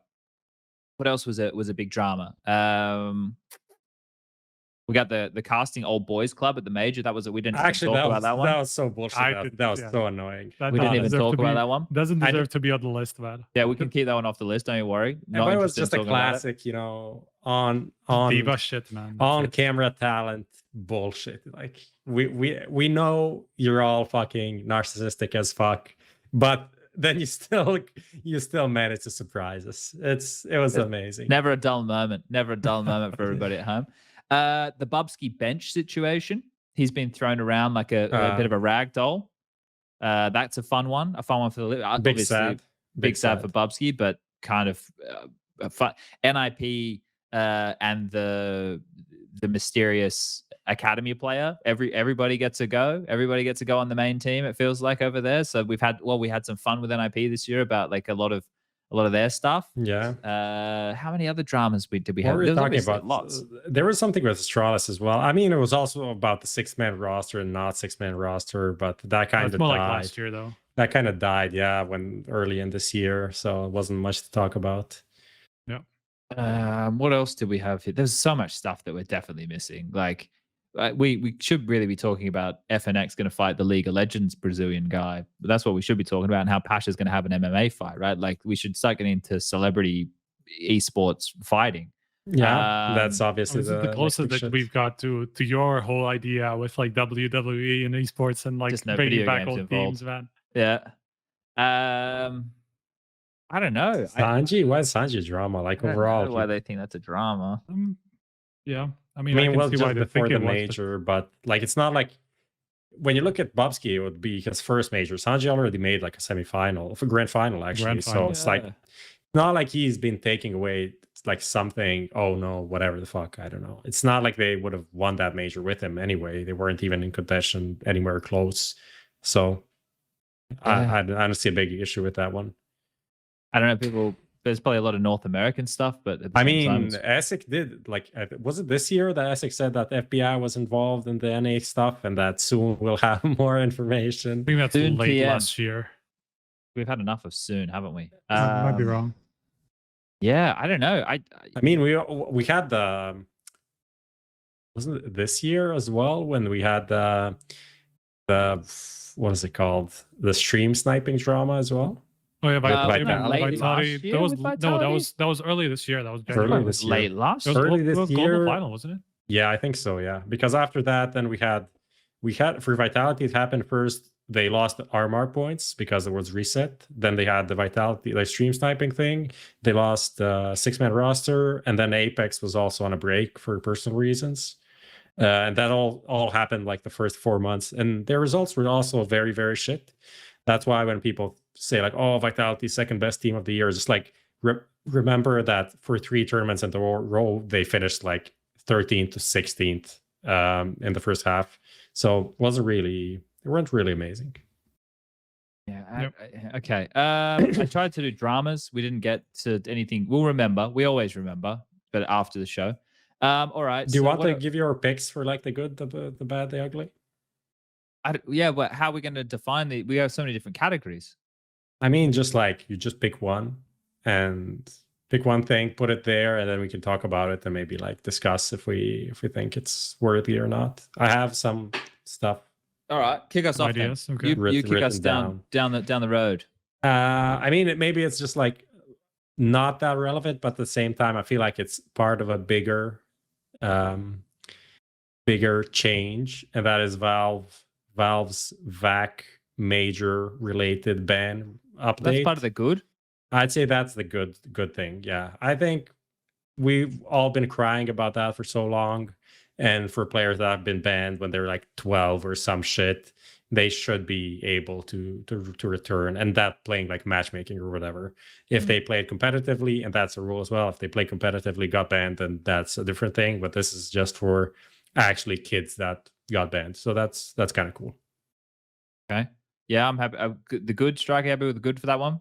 I mean, just coming back, having a major, right? Like that has to be the big good thing about this year. Just returning to line in general, but just having two arena events also consecutively, like literally within weeks from one another. That was really cool because that was just such a big thing that also brought a lot of the fans back and just kind of like reminded everybody of what CS is really about. And just breaking the viewership records is going to be good as well, right? Sure, included as part of that major conversation. It's just like everybody just got a little bit nostalgic again after such a long time of being online or just like closed in a studio event and stuff like that. Like it was such a big return, and it meant a lot to, I think, everybody. So I think that's 100% the biggest positive thing about this whole year. What about Ancient? That was this year. So the good, the bad, the ugly. I'm kind of in the middle on it. I don't really have like. It's good that we have a new map. I think the map is fine. Is it groundbreaking? Like, I don't mind it if you wanna argue the case for it, but I'm not. You could argue it's ugly. Like, yeah, it took why? some time. But, well, because it's like everything. It's people are always split on it. Some people love it. Some people hate it.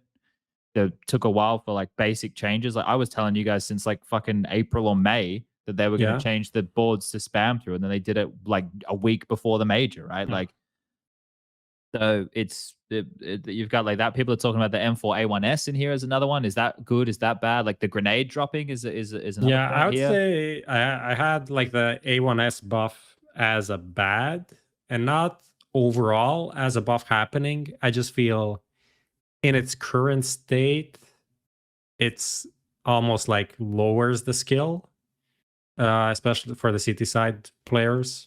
First of all, the smoke spam, which is just not a mechanic I enjoy in the game. It's just like, wow, okay, you learned lineups, congratulations. And then like you have a bit more, not luck, but like the other guy needs to be more lucky to find you in the smoke.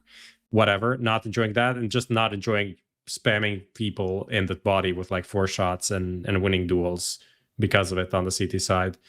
I don't know. I don't think it's a good update. I think it's good that the game is a bit more CT sided, but this is a bit too far in that direction. So I'm not sure what we can do to change it, because if you lower it to be like 5 bullets in the body, then it's useless. But maybe just raise the price a bit, lift it both to like be 3.1k and see how it goes from there.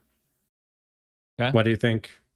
I don't know. I think it makes my basic games much easier. Yeah, of course. You know, that's from that perspective, I'd look at it as the good. In terms of like the overall gameplay, talking about changing the price of it, this is where it's really questionable, right? Like it definitely needed a buff to be bought more because it wasn't bought more at the price point it was at, right? It wasn't seen as comparable to the M, so it was worth the sacrifice. So if they could find somewhere that it could be balanced, I like the fact that the CTs can have better buys at lower points in the game, because I think previously, and probably the stats don't back this up, but like CT economy used to be rough as fuck. And maybe this update has stopped teams from saving so much, or maybe like it could be one of these factors that stops teams from saving so much, knowing that you could go for more rounds if you can facilitate more buys, right? Like you can go for like a 4v4 retake or something, and if you lose 1 or 2, then you just save 2 and they can drop 2 guns and you can make a buy happen. Yeah. Whereas, you know, like that for me, maybe just put back the tracers for a start. Maybe not even every tracer, like every 3rd or 4th tracer or something. Like maybe something where we could find, I don't know. Like I think that something needed to be done to the gameplay, because I was fed up of watching Russians walk around the map and lose 1 kill and then save 5v4. Like that was so boring. And the thing is, that type of Counter-Strike, I don't think it translates to arena Counter-Strike anyway, like we were talking about. Like it seems like there's if we have less of that and more of actual going for retakes and trying to shoot people in the fucking head, then yeah, like that's the Counter-Strike I'm looking for. So I don't know. Maybe it's too late maybe it's too early to see the full like change of this in the overall meta? Because it does take time, right? But I don't know. I don't think it's bad. I don't know. Like the grenade drops, everybody would have thought that was going to be bad. Do we think that's had a bad impact? I don't think it's had a bad impact. No, not really. No, I don't think it's had much of an impact, to be fair. Like there's been, just adjustments. Yeah, exactly. There's been certain rounds where you can see it coming through and just like having a really big impact, but usually it's just a convenience thing. It's just like the right players have the right utility, and it's not like one side has all the utility. It's just like you put some pieces in the right spots, and maybe like in the middle of the round you're just going to throw something over and just like rotate over just because it makes more sense, right? It hasn't been as crazy as people predicted, and I think that's something that we kind of all agreed on the show, that there would be more of a niche thing to see, like people just throw all the nades, like what we saw in Dust 2, for example, like with Aleksib, and that kind of like where it started, right? And that does happen on Dust 2 specifically, but not really on other maps. Like you don't really see just nades sitting in spawn on all the other maps most of the time. It usually just happens CT side Dust 2, and that's pretty much it. Because none of the other maps are set up in this way, right? Like where you can do this consistently. So in general, I feel like that is a good thing, just because it just hasn't overpowered the game. It just has added a few little bits of elements that actually kind of enhance it. What about the Dust 2 change? I haven't actually made up my mind about it. It's kind of interesting because like when I only watched the game, I felt like it was okay, but then I played it. I started playing recently again. I played a bunch of Dust 2, and it's such a weird dynamic now. Like it's awkward around middle for sure, and I'm not sure what to think about it at the moment. Like I feel like if you're boosting suicide on the T side to take the fights, like you have a good AWPer, you can still tag them and you can still make sure they can't push mid and shit, right? But I think it's made it at least a bit. It's given CTs more options, which I think is good. I think overall that's good. It doesn't the gameplay feels more dynamic and less standard. So I think that's a good change for Dust 2 overall. It's obviously a different dynamic as you're talking about, but who would have thought that one change just like this could shift the dynamic so much? Like think about in a game, certain teams are in lower dark more often than not. You're getting teams pushing up mid a lot. So NAVI has been like super aggressive on Dust 2 on City side. I think the Dust 2 change is good. Like whether or not it's good, like it's the change that is needed to make the map balanced or play the best it possibly can. I don't have the answer for that. But the thing is, it changed a lot more than the previous updates to Dust 2, which was the like changing of the doors and opening up like the B tunnels so you can like flash and stuff. Like this changes a lot more, and people need to adapt, and that's what makes it interesting, right? And I think the dynamic, like bringing back more of the opping duels, like now that when you peek as a CT, there is less to peek at, so you have a better chance of winning that duels, and you actually see CT operas peek and win. More, yeah. I think that's kind of cool, because that's just like a cool part of Dust 2 in the past, and when we changed the opping like speed and no one wanted to speak anymore. So I think that's cool. Is it perfect? It's definitely not, but it's whatever. We'll just see how the map develops. Yeah, I think like if we're going to put things in the bad column or the ugly column, we'd whack the Hund and heroic situation in there. That was obviously one that was fucked.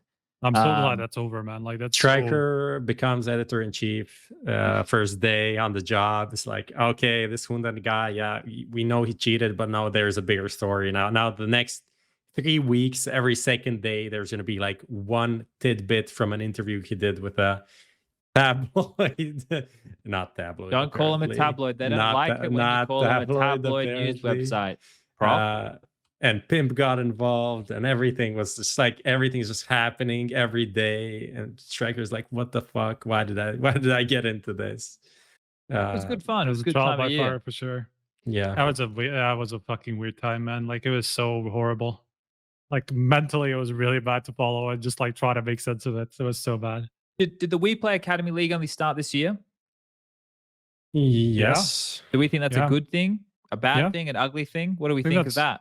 I would say that's overwhelmingly good, because the academy teams, the problem with academy teams is that they basically have an expiration date, and it's not like this has changed it necessarily, but the problem is like if you get too good, you can't play at the big events unless you transfer to somebody else, some other team, right? So that's why academy teams previously weren't exactly like super popular because like everybody knew that once this team actually becomes something, you kind of have to sell it off or just like kind of like have it disband or whatever because they can't play in the tier 1 with the same team, right? Like with the same organization. So now that they actually do have something just of their own where there's this mentality. There's also rules around it where you can't have players above a certain age like for too long and stuff like that. So it's meant to be around young people, young talent. So I think as much as it's difficult to pull off in a game like CS, where like there's so many opportunities for all of these players to play in like actual like normal teams rather than just academy teams, it still gives them like an obvious place to go, and just like try to develop and just an actual big organization and a little bit of their support, of their help to kind of like help you along the way. So I think in general, like this academy approach, I've liked it for sure. We've seen a lot of players come out of it. Like we've seen Bit, we've seen Torsi and like the whole Mouse NXT actually, and like the whole team doing well.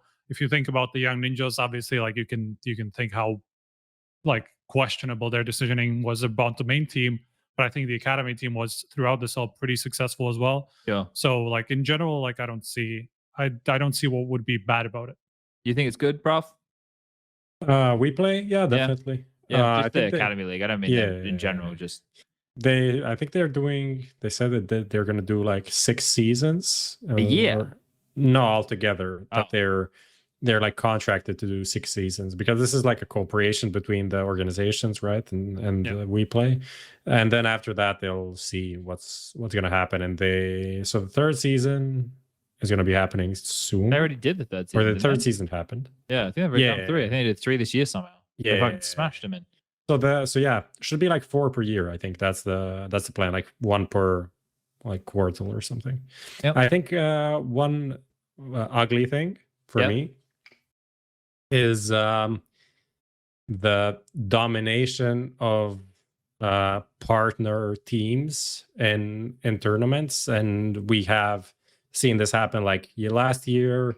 Kind of come in, and now this year it's even worse, especially with Flashpoint kind of disappearing, because that was an alternative place for the teams that weren't in ESL and Blast, which is like 90% the same teams, to have a place to play and to just with that for the teams, for the organization to have a way into CS and a reason to invest if they're not a part of ESL and Blast. That I feel right now is becoming a big like stumbling block for new orgs coming into CS, because if you don't have ESL and or a Blast spot, like where can you actually play? You can maybe qualify for Pro League and then maybe qualify for Cologne, but we've seen that no team has actually, except Gambit and Heroic now becoming one of them, has not been consistently playing these events. So essentially what you need to do is be a top 5 team, and that's kind of reasonable to expect. So that's an ugly thing for me. Yeah, I think that rears its head like when we were referencing EG before, like qualifying for events that they probably shouldn't be playing in, and that's unfortunately the cruel reality of this circuit. Where it doesn't matter. Yeah. So like this is why we've spoken about this a lot before on the show, and we're not going to rehash it again. But it's just why having an open circuit and doing it Valve's way is the best way. I think the consensus for us is, but apparently these TOs, as well as it's not just the TOs, because obviously the teams have to be complicit in doing this as well, right? The teams have to think that this is a good option for them, or they wouldn't be getting involved. So it's definitely not just an ESL and a Blast, and Flashpoint tried to do the same thing. Everybody tried to arm up, right? Everybody tried to arm up. Who's got the biggest dick in the room? And well, this is where we're at right now with the 2 of them. And I don't know. I see the issues there. That's why hopefully one day we can get to a point where we have a circuit which is all connected and makes sense and is open to everybody to being able to qualify. But yeah, Blast and ESL, which one of the 2 circuits is more closed, right? I know that Blast are meant to be changing some things next year, so that might take them out of that category. But right now, Blast circuit is much more closed than it's incredibly closed. Like it's very, very closed. So that's one of the things we don't ever talk about, but that's because I'm an ESL shill. So, if I said something about them, I'd get fucking lit up. So I got to be careful about where I throw my critique. No, I mean, outside, like out of those 2 Blasts, is definitely more closed. They can talk about how inclusive they are and stuff like that. And obviously, like everybody does get H-heads, yes, but Like there's only so many of the chances that go around. Not even everyone. Like for the second blast season of this year, there wasn't a qualifier for Showdown for the CIS region. Right. So essentially, the only team that could qualify was Virtus.pro that got invited, Gambit, because Gambit said that they don't want the spot. So otherwise, they wouldn't even get Virtus.pro, who was like 6th or 7th in the world, wouldn't even have a chance to qualify even through any way.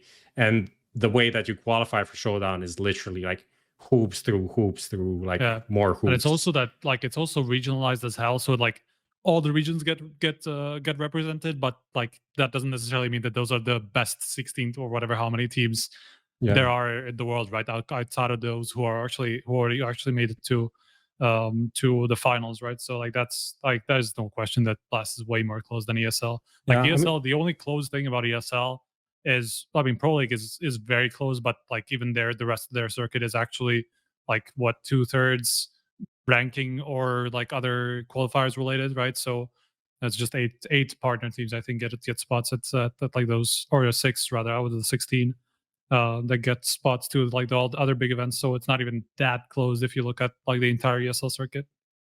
All people are hearing you say, Striker, this is what they're hearing. They're just saying Blast production good, Striker bad. That's all. That's all they're hearing. Right now. Everything you just said, it will go one in one ear and out the other. It won't even compute. It won't even compute. What does he mean? It's closed. Oh, who gives a fuck? Their production's good. We don't even worry about it, and it's all good. We have no idea. Like ESL did put out their plans more or less for next year. For Blast, we have no idea what's going on. They didn't say anything yet. Which is annoying because they should be the first tournament of the year. From what we know, like Blast groups should start in January at some point. Would be nice. That's in like a month. We should. I know it's Christmas and shit, but we'd like to start preparing some stuff. You know. Yeah, it's good to have as much lead time on this shit as possible, right? But look, I thought we were behind closed doors. I'm sure the people who need to know. But just for us who are not behind the closed doors, I don't know. I'm assuming that they have their group stage before Katowice. Yeah, that's what I heard as well. But when I talked to people that were connected to teams and stuff, like they were like, I think it's this date, but it wasn't like, 100% locked in. Maybe it is now, but like a week ago or like 2 weeks ago, it wasn't really for sure. Wasn't sure. I got one here. Somebody named Fat Ihiklik73 said the ugly ESA Premier Championship gets an EPL conference spot instead of a direct EPL slot where they play 20 matches for a qualifier. So, right, I guess what ESL would want you to believe is that the EPL conference is part of Pro League, right? That they're trying to push that is 100% right? what they're trying to do, yeah. But, right, regardless of that, the EPL conference, I think, is a much better idea than throwing an LFO or a Extra Soul or a let me find a Bird from Sky team or a whatever team into Pro League straight away. Yeah, this is what I think. I love how after the rebrand, the team is known just by God from Sky. That's it. It's like that's his team essentially. Yeah, kind of sucks.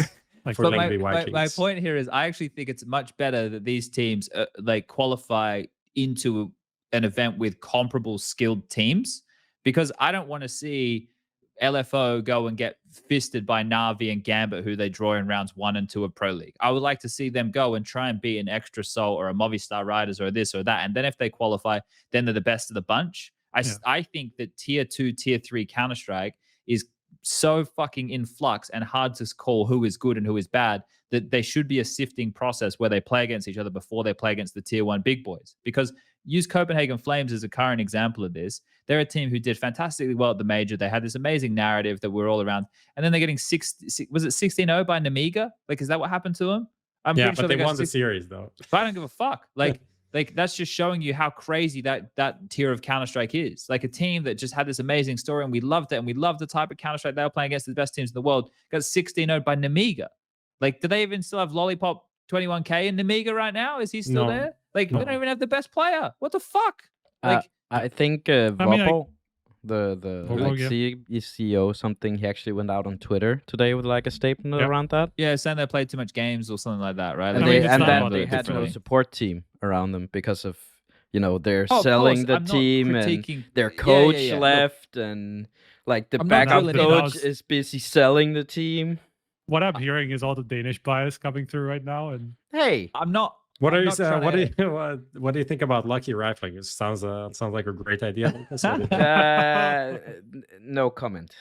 Yeah. My point here isn't about Copenhagen Flames having some bad results. My point is that the level of Counter-Strike with the teams at that level of Counter-Strike is all over the shop. So by having something like the EPL conference, I personally think that's a better use of the slot than throwing them straight into the lion's den where they go and get 16-2 to 16 forward and then learn absolutely nothing. That's just, and especially if the EPL conference is meant to be on LAN, which my understanding is it's meant to be a LAN event of its own. And then my understanding of it eventually is it's meant to be tacked on to the start of Pro League. So then it actually is supposed to take place consecutively. Then you're just arguing semantics. Then it is same as the whole argument that we had about is it the major or isn't it the major, right? Yeah. I mean, at the moment, I think the plan is for the conferences for next year to happen at DreamHack Winter and Summer in Entropiq. Okay. Even though I don't know really how that fits because the conference should be like 5 days and DreamHacks are like 3 days. But that is what is the kind of semi-announced, because everything is super weird with DreamHack and ESL now being like split into 2 different things. But from what I understood, that's the plan for 2022, and then 2023 should have a better, like even the distributions for some of these slots is super weird because like LFO now qualified for season 16 conference, and that's in like 7 months. Forever away. What the fuck? So that is because they're trying to like sync up things, and it's kind of a mess. I'm not sure if it's the best thing they could have done, but let's just to understand, it's not really how it should be or how it will be in the future. Okay. Do we have anything else that's coming to mind here to touch on for the good, the bad, and the ugly, or should we keep on going? I think we can go on. Yeah, we touched on most big stuff. All right, team of the year. I think this one goes. There's no conversation here. It's NAVI, right? I think we all can agree it's NAVI. But who's number 2? Because this is an actual conversation. Like, is it G2 who made countless grand finals? Is it Gambit who had a really hot start to the year, but then had a rocky middle but finished strong?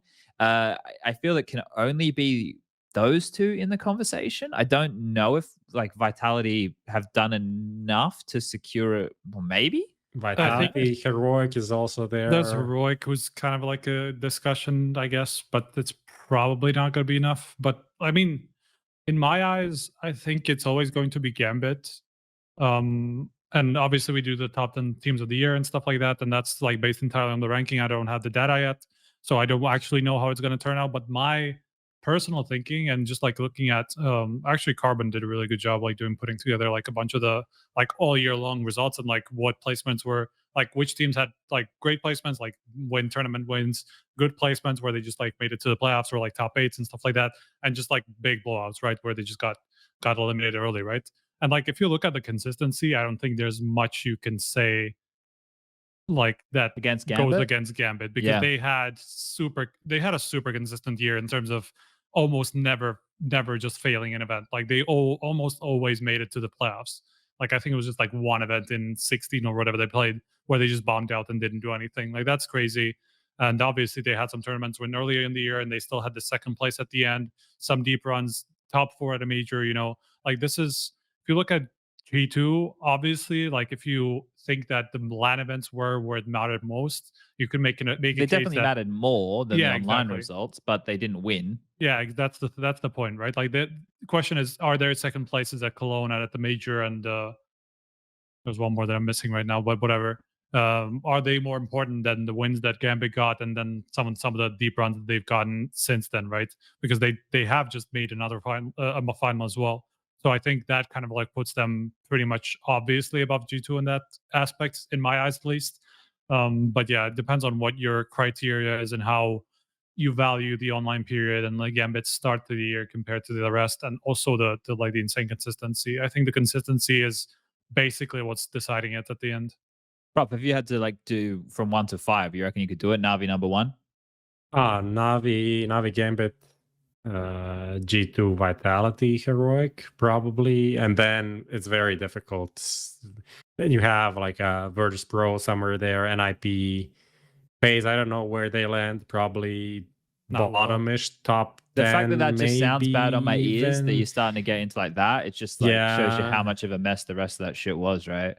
Then like a liquid, it's gonna be maybe bottom of that. Astralis had a pretty bad year overall. Yeah, it gets their ugly. worst year, man. Yeah, but that's. Astralis, I think that top 5 is fair though. That Fury, top 5 maybe really bottom top 10. They had, I don't know. They had some. I don't even know what they had.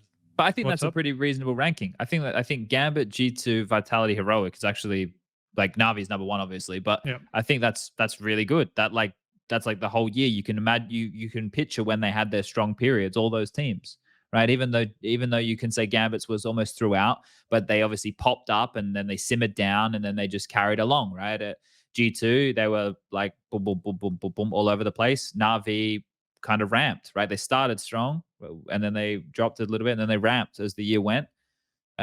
Vitality ramped the whole year basically because of the RPK Kyojin change. They were just ramping, and then they finished strong. So yeah, I think it's pretty good. I think that's a good list. Remember when Spirit was relevant? Or like don't talk to me about them anymore. The only person who probably doesn't want to hear their name less than me is SDY with the fucking tattoo. So like that should go in the ugly. Poor SDY, man. Don't be happy. Don't be sad. It ended. Be happy. It happened, or whatever. Like however it goes, doesn't go like that. Like maybe he can add that tattoo over the other tattoo.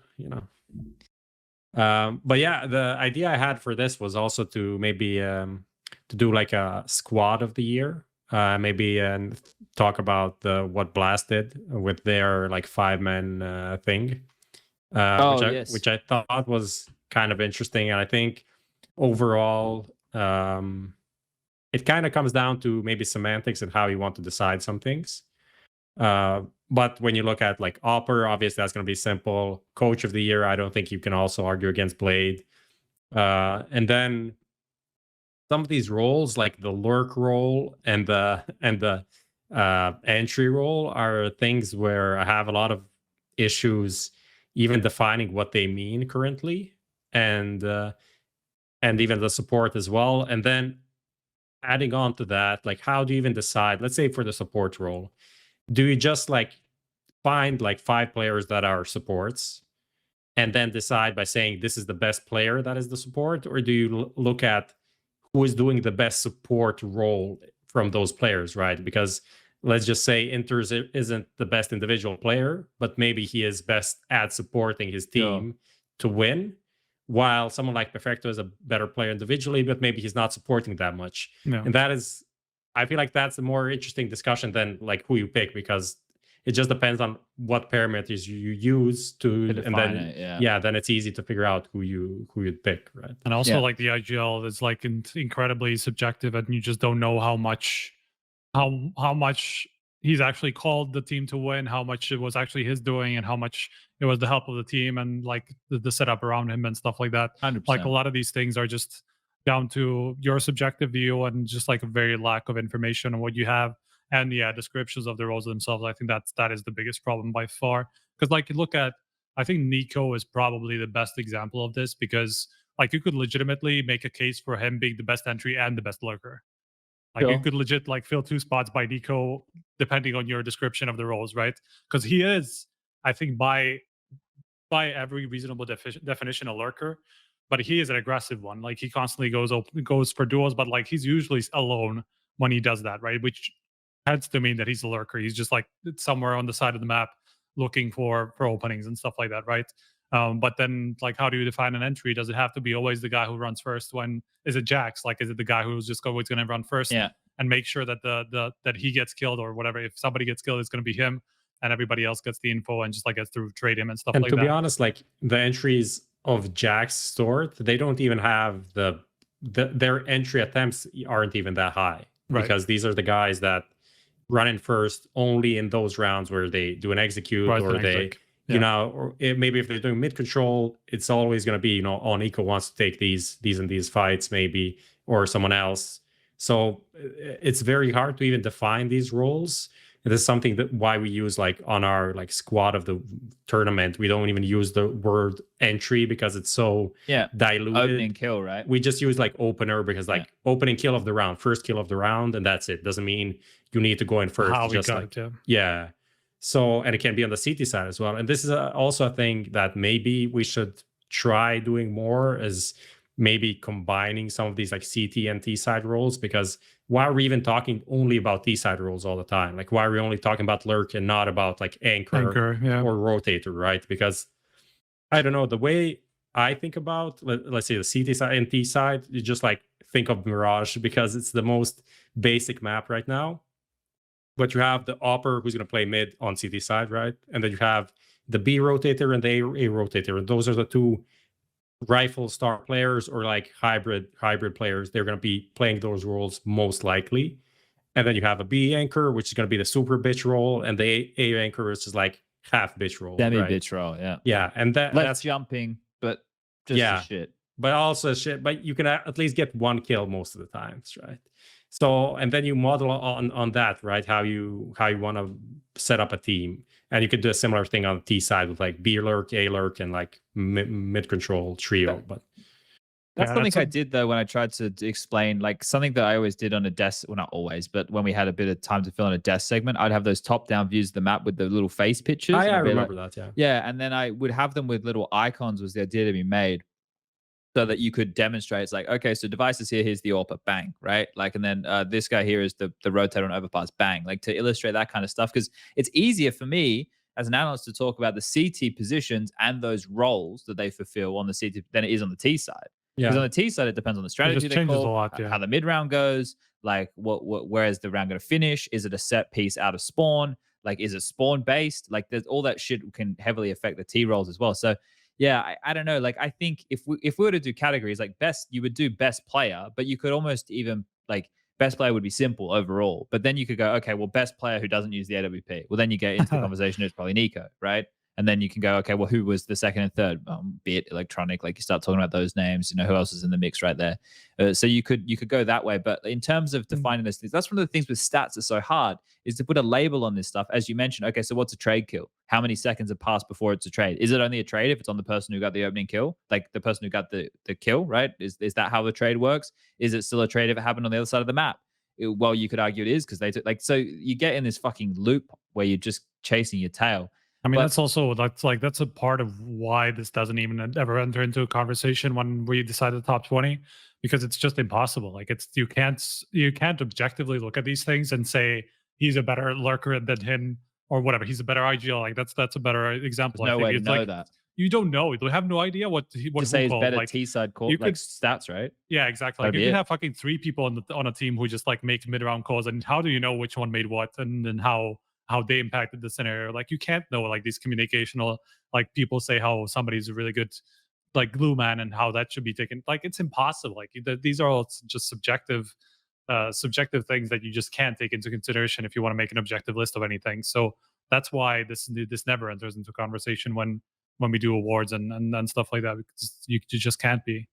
Okay. Yeah. Well, do we I just wanted to say that maybe in 2022 there is room for some content that kind of gives more depth to these roles and stuff like that. And maybe we can look at the top 20 teams and find like players on different teams playing the same positions and roles, like CT and T on multiple like maps.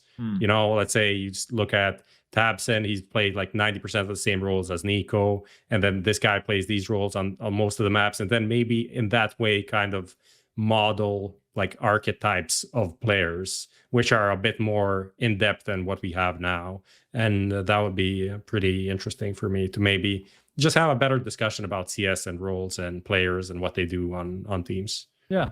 All right. Should we jump forward into the playtime here? Yeah. Everyone happy with this? Yeah. All right, Lucas, play the bumper. You ready?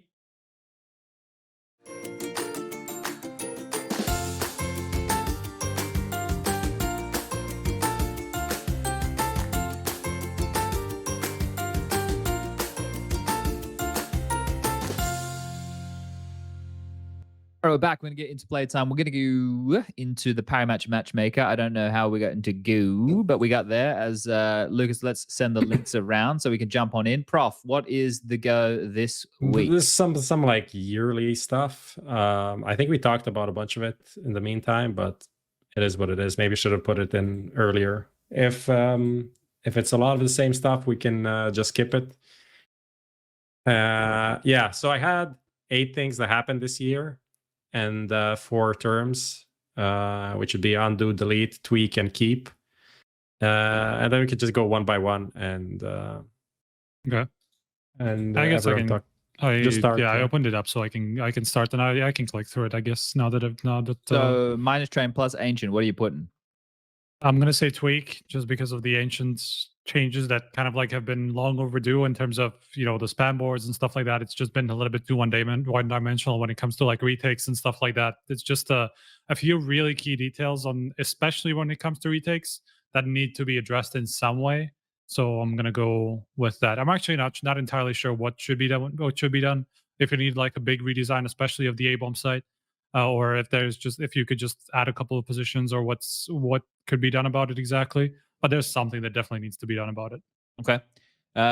Device to NIP, I reckon delete. No, actually undo. Undo.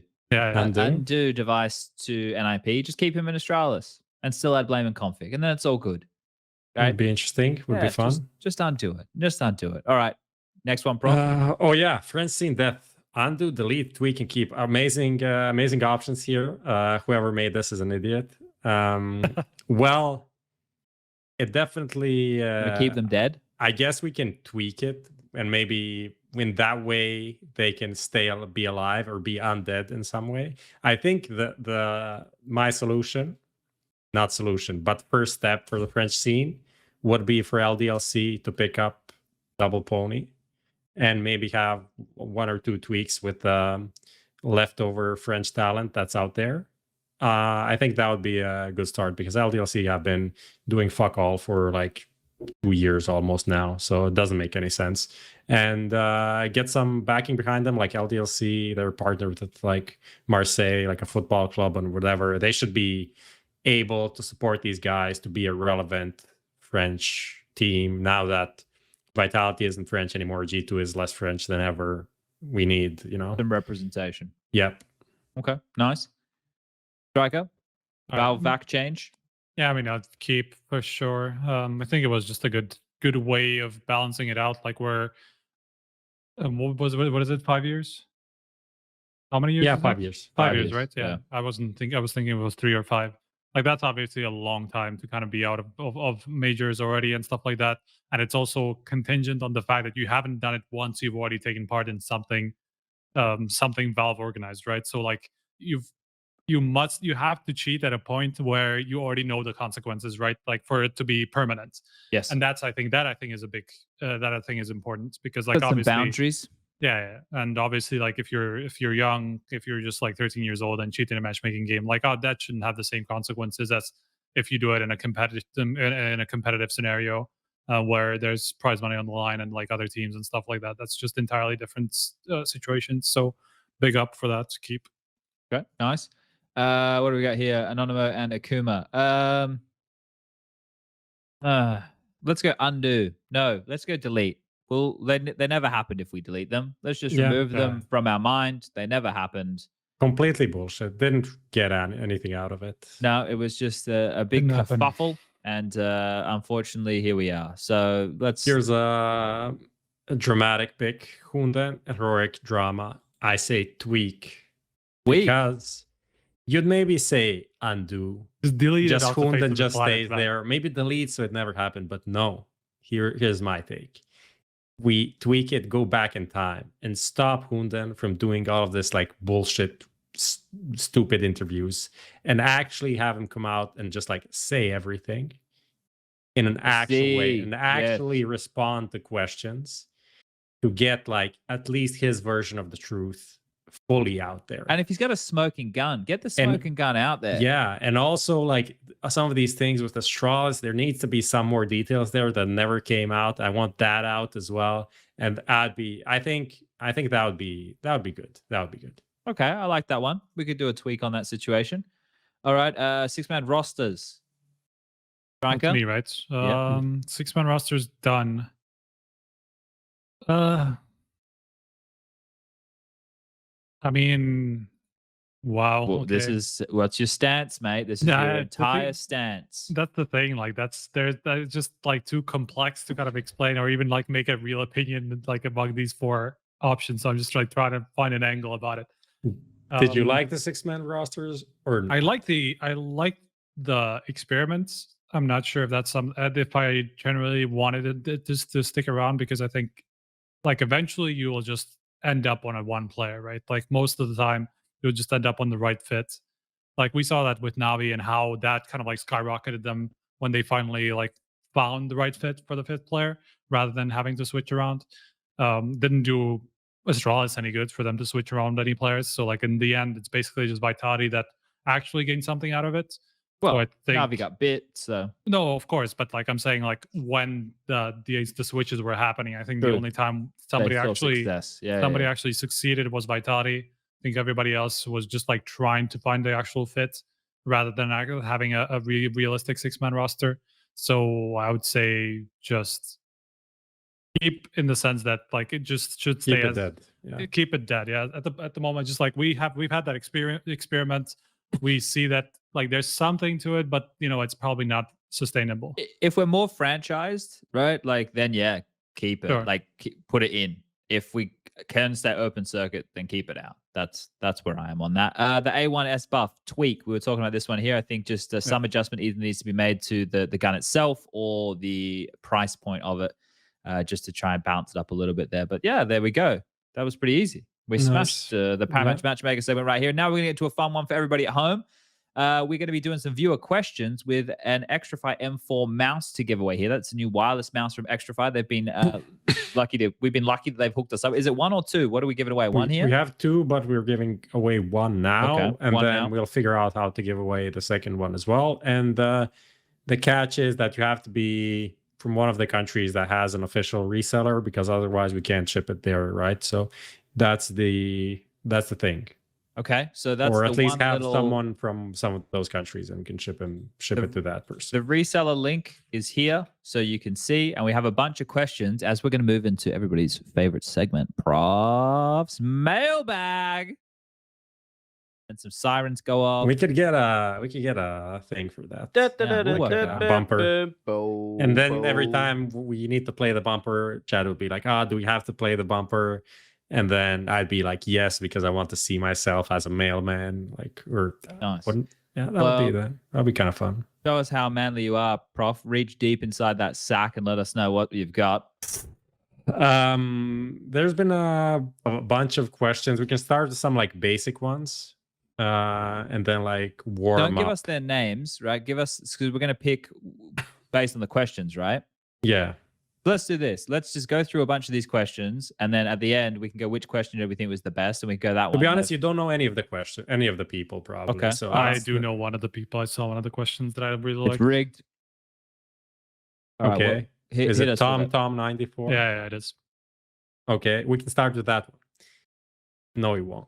I won't let you know which one this is. Let's start with this one. There's a question for chat. What is the easiest snack from Australia you can make at home? Same as anywhere. Like easiest snack that you can make. Like food, probably. Yeah, I'd make a tomato sauce sandwich, but that's not an Australian thing. You just make fucking Vegemite on toast or something. Okay. Another chat question. I actually have a follow-up to that. Isn't it like a Marmite sandwich or something like that?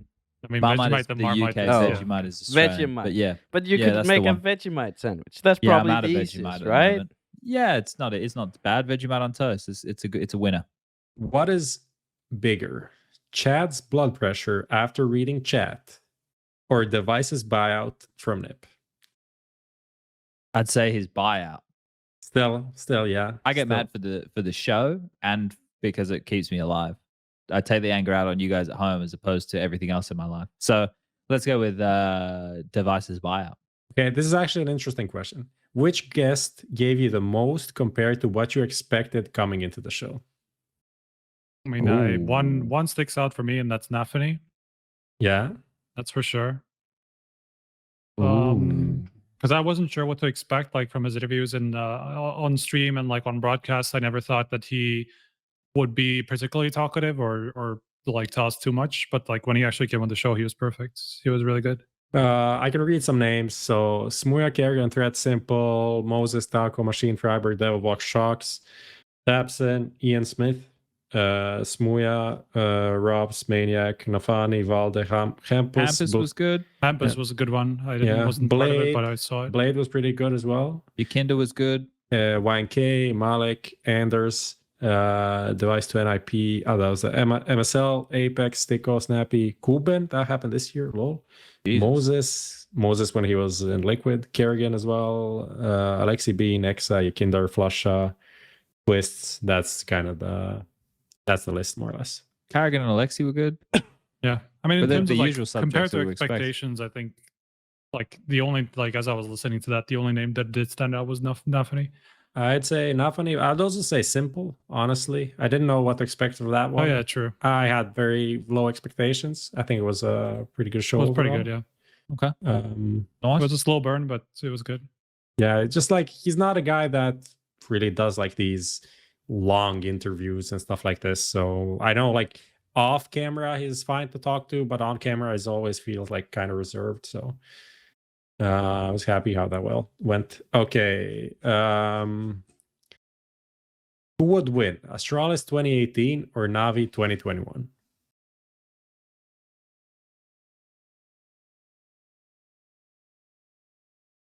I'd say Astralis.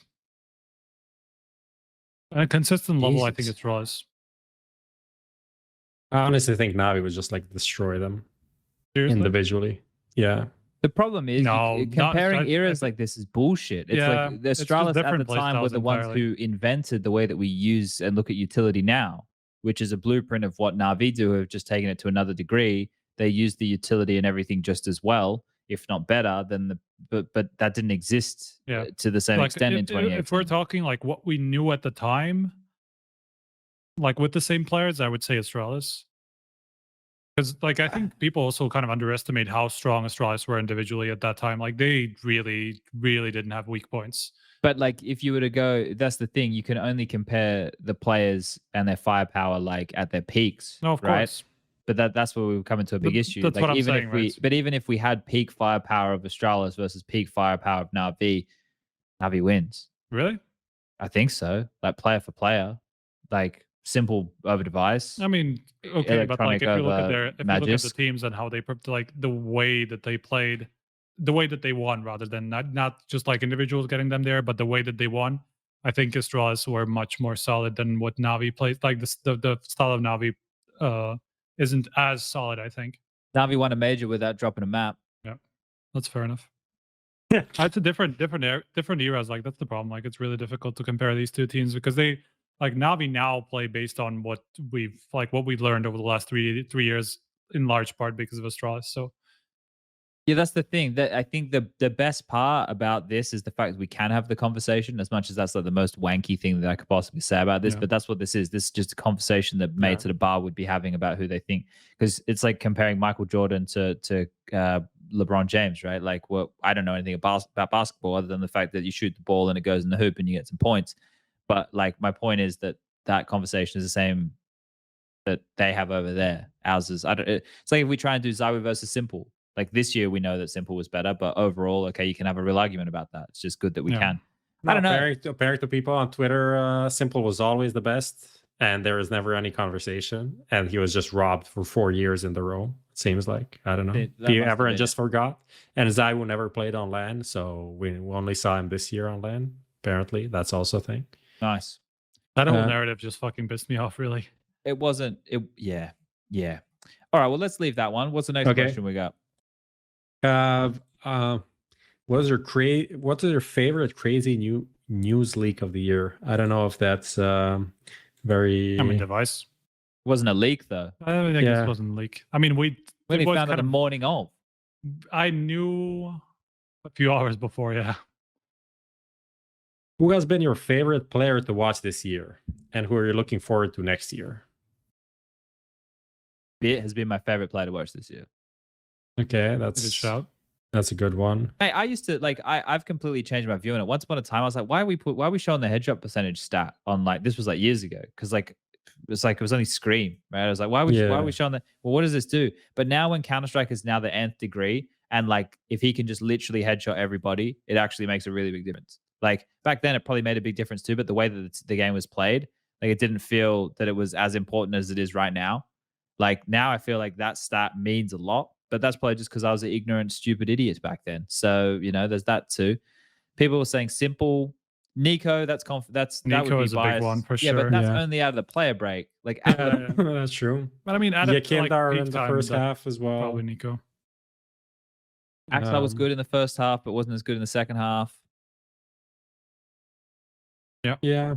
There's been a bunch of players that have been fun to watch. Like NAVI is always fun to watch. Like I like aggressive Hampus, in-game man. leaders. Yeah, Hampus is a good one. It's been a lot of names. Yeah. All right. What else we got? Next year, I don't know. Elian, we forgot that Elian to G2 was a conversation, right? At some point, he seems to be sticking with the Entropiq. But yeah, I mean, Brokey even to some degree was kind of fun to watch. Yeah. Apeks was fun to watch. People are saying him in terms of the molding. It was fun, yeah. People are saying check Automatic's Twitter. You don't have to check Automatic's Twitter. You just put a picture up of him and Stewie and Tarek walking out of the tunnel of the Boston Major. Don't worry about it, guys. It's all good. They're just baiting. All good, okay. Guys. Safe, Basher, OC, Rez, Monacy, Rez. Okay, this is an interesting combination. Rez, Monacy, Alien, Dumao, and Lollipop 21K. These are just a few of what could be our next superstars. How is Rez in this combination? I don't know. And maybe they're Swedish. Who do you think will make it onto a proper 2022 top 15 list? That wasn't in discussion for top 15 this year. I don't know why top 15 is there either. But why wouldn't it be top 20? I don't know. Why are we We're just cutting off the top 5. Let's just say. I don't know. Okay, fuck that. This is actually an interesting question. Okay. Sponge. If you have to become owner of any of G2, Vitality, Mouse, Astralis, Liquid Furia OG, and you have to make them beat current NAVI team, what player do you kick and what player do you buy? You need to keep at least 2 of current roster. We have Vitality, any of the top G2, challengers or any top team. You just said any top team. I don't know. There's like a bunch of teams. Gambit wasn't there. Heroic wasn't there for some reason. But we can go. We can go with just pick a team. Just pick one team that you think is going to be best challenger and how they're going to challenge them. But I get to pick a player. Yeah, but it has to be. Can't be like simple. Going. No, I know. But like, just think simple. I could keep Apeks and Zywoo and Masuda and Magisk and add Nico. Like I could do that, right? Okay. Or I could keep Monacy, Nico, Hunter. I don't want Zywoo and Monacy. Maybe I do want, but maybe I do need Zywoo and Monacy on the same team. I don't know. Like at this point, like fuck. I don't know. I mean, Zywoo hasn't been upping as much, so I think like Apeks and Zywoo as the 2 to keep. I don't know. This is a fucking hard question. I could be here all day. What about just put Device and Astralis from NIP and give it a crack? Just wind it up and let it go. See how we go. Would you grab one more player? I think so. Some of the heroic guys. I think I'd replace Zip. But I don't know. For Shush, maybe? Not a bad shout. Not a bad shout at all. I don't know if you can fit in our boy Stalin in there. Feels kind of crowded. Yeah, I don't know where he would go. Maybe make Glaive coach and I don't know, get him to do hand signals or some shit. All right. How many? We got many more questions? Oh, a lot, but I'm kind of skipping some of them. There's already the interesting filter that just like I'm filtering the filters. What's the next big broadcasting idea / shift now that co-streaming has become a successful thing? And then there's also something about Astralis, so that's a different question. I'm not going to ask that. In broadcasting, I feel like one of the things that has crept in, has been these like remote studios, even for events that could not have remote studios, which I'm not sure is like a big, great meta change, but it is something that's happening. Here's something that I want to get with what you're saying right here. Just for the people who are in the chat, the people listening, the fans at home. If you, as a fan at home, want the broadcast talent of the desk or the casting or whatever to be on site at these venues, be vocal about that. If that's a part of the show that you want to be there for, whether you're a viewer at home and you're watching the analyst desk being able to interact with the crowd, or like at Blast where the analyst desk is there behind them so you get the ambience of that, make sure that is something that you as the consumer, right, is the person who gets to influence the market, is making that known. Because if you don't care, if analyst desk is on the moon and the event's going on in wherever, right, then that's something that, you know, could be something happening in the future. If you, as the viewer, also known as the consumer, want to have the analyst desk and that kind of stuff, then you should be vocal about making that stuff known before. What they do is they put people in TV studios all around the world as opposed to at the venue, because that is cheaper and easier for them to do. Just some food for thought for everybody here playing at home as the viewer. If that's something that you want and you start seeing less and less of that, you should say something about that.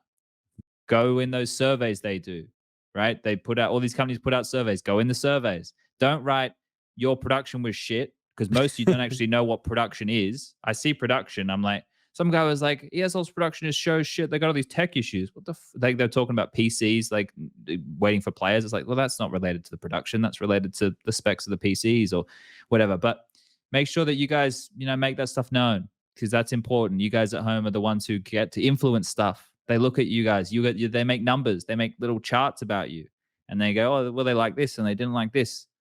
So you can do those kind of fun things if you want. We even did that for HLTV once. It was very weird. It's yeah. Like, how often do you visit HLTV? And 90% of the people are like every day, multiple times a day. I'm like, okay, nice. All right. All the positive things, man. I think that it's also interesting, like the Blast thing, that they semi-announced their studio setup for next year with like 300 to 500 people and all of this shit. So it seems like they're all going to be doing a bunch of these like smallish but not small venues, like bigger than the London studio, which was like 50 people. I feel like 3K, like 2 to 3K is a pretty good amount of people to have for a Counter-Strike event. That's what I reckon is the sweet spot for, like, we can have our Colognes, our Katowices, our Copenhagen, but we should have the other events should be like 2 to 3K people. That's it. Fuck the spectacle. You don't need the spectacle. Turn it into something that is actually good. Like, I don't want to see a half empty I mean, the thing is, like, even like as long as you have a good enough crowd or a good enough team in front of it, like I don't know, like the major, for example, when people played, like that was like a few thousand. That was far from a full arena, like really far. It was like a Thursday afternoon, you know, like first game of the day even, and it was just like even 2,000 or 3,000 people, and it felt like a full arena because of the team that played there. So it's like a couple of thousand is actually quite a lot in terms of an atmosphere. What is the reason of the NAVI domination? Simple effect. Oh, that's been there the whole time. Tactical superiority of the team, having no weak links, probably everything combined. But if you have to order them, how would you order them? Or something else. You can also add something else. I mean, no weak link is a big one. Yeah, you need, like, to be consistent as a team. Like, to win an event is one thing, but to be consistent as a team, you need all the parts, right? Yeah. They're just fortunate they have the best player in the world as well as a really good coach and no weak links. Like, but in terms of like what makes them like this good compared to like other teams that were super good, I think simple is on top. And then if he was the main factor, then they would have been like this before, right? So then that's where it has to be. Doesn't have to be like, I don't completely agree. Like, that could have gotten them to be a consistent top 5 team, which they were for the last 3 years. Yeah, that's the thing. Like, that's made them a really big contender already. So like, what's the last thing that kind of like got them over the line, right? And that's just like, I think no weak links, because like if you look at historical versions of NAVI, there's always somebody you could look at and think, okay, that guy could probably get replaced and this team would be a lot better. Like you could look at Zeus, you could look at Flamey at certain points in time, Edward when they were still really good, but he wasn't at by far far from his peak level. So like every iteration of Navi previously, I think you could look at somebody and say this team would be better if you replaced him and like with this player, whatever. Like if you look at this Navi, like I don't think you can make a reasonable that's the thing. Like I don't think you can make a reasonable case for anybody. Yeah. But I guess if you were to compare with them being so good, Prof, against like the other teams, and then you could say, well, what do they have what do these teams have who have a good system that Navi don't, right? Or Navi do have that they don't, which would be simple, right? So and it depends on which side of the coin you look at it from. I'm looking at some of these other questions you got in here. We already talked about surprises. This was do you guys think that the online era was entirely bad thing for CS, or is the rise of the new onliners something good? I think it was good. Yeah. I think like I didn't want to go online, but I think it's let us put a lot of things in perspective. I think it's let us understand like what we want to see and what we don't want to see, what we feel like we missed out on, what we felt like we didn't miss out on. I think it's also good for players to play catch up in a big way. Got rid of a lot of the people who were here just kind of getting paychecks who were good because of their name, right? It's allowed a lot more talent to come on through. So I think those are positives of it. I think there's negatives, but yeah. Yeah, I mean, it's just one of those things that you just realize what you've been missing, right? Once you lose it. Like, that's kind of like, that's how it felt to me throughout the entire online era. Because like once we stopped going to LANs and once we just had this for too long, like you stop caring about like another online event where like you don't really have any storylines. It's just like one online event right into another one. And there's just like nothing special about each of them. It's just like one after another, So it's just like you can only look at maybe like changes that happen between or whatever, but there's nothing big happening around them at that time. So that was a big one. Who is making a roster change but doesn't need one? And conversely, who isn't making a roster change but needs one? I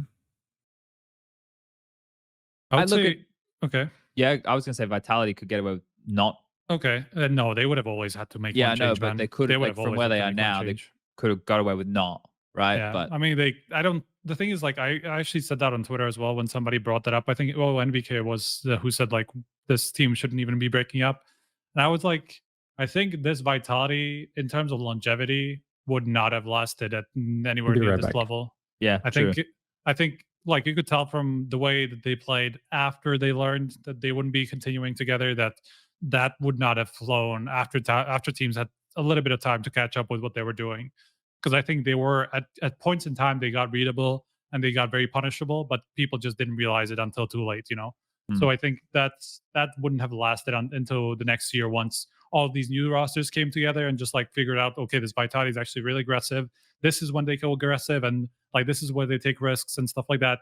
A lot of it, I think, in retrospect was pretty readable, but just people didn't expect it because that wasn't the Vitality that they had been used to.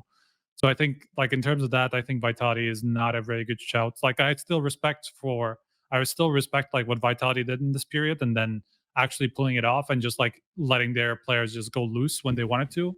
I think that was the best thing they could have done, but I think it wasn't sustainable.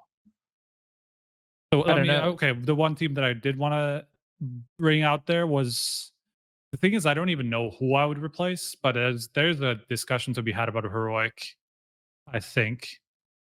Okay. Because like if they had the chance to get like a config or a blame F potentially, that there would have been a conversation where one of those would have maybe made sense. I mean, blame F or refresh or something like that. I don't think you can argue against that move. For 100%. Example, like something like that, where like I think you could get a bit more stability in that roster because I think that's been their biggest problem. That they are very dynamic, but they just have to have their players on, and when they don't have their players on, it just doesn't work, and that just happens every now and again. So I think there's definitely a discussion to be had about HLTV potentially needing changes, and then maybe really realizing it a little bit too late. I think also it's like KDN opping in-game leading is an interesting dynamic. It's not something a lot of the most successful teams have right now. And I'm not someone that says like, I hate the whole idea of like, this is the meta, so everyone needs to play we lost the Sponge. Or we lost you. That's no? all right. Okay, I have everyone except you. I for can some see you reason. still, so maybe we haven't lost anything.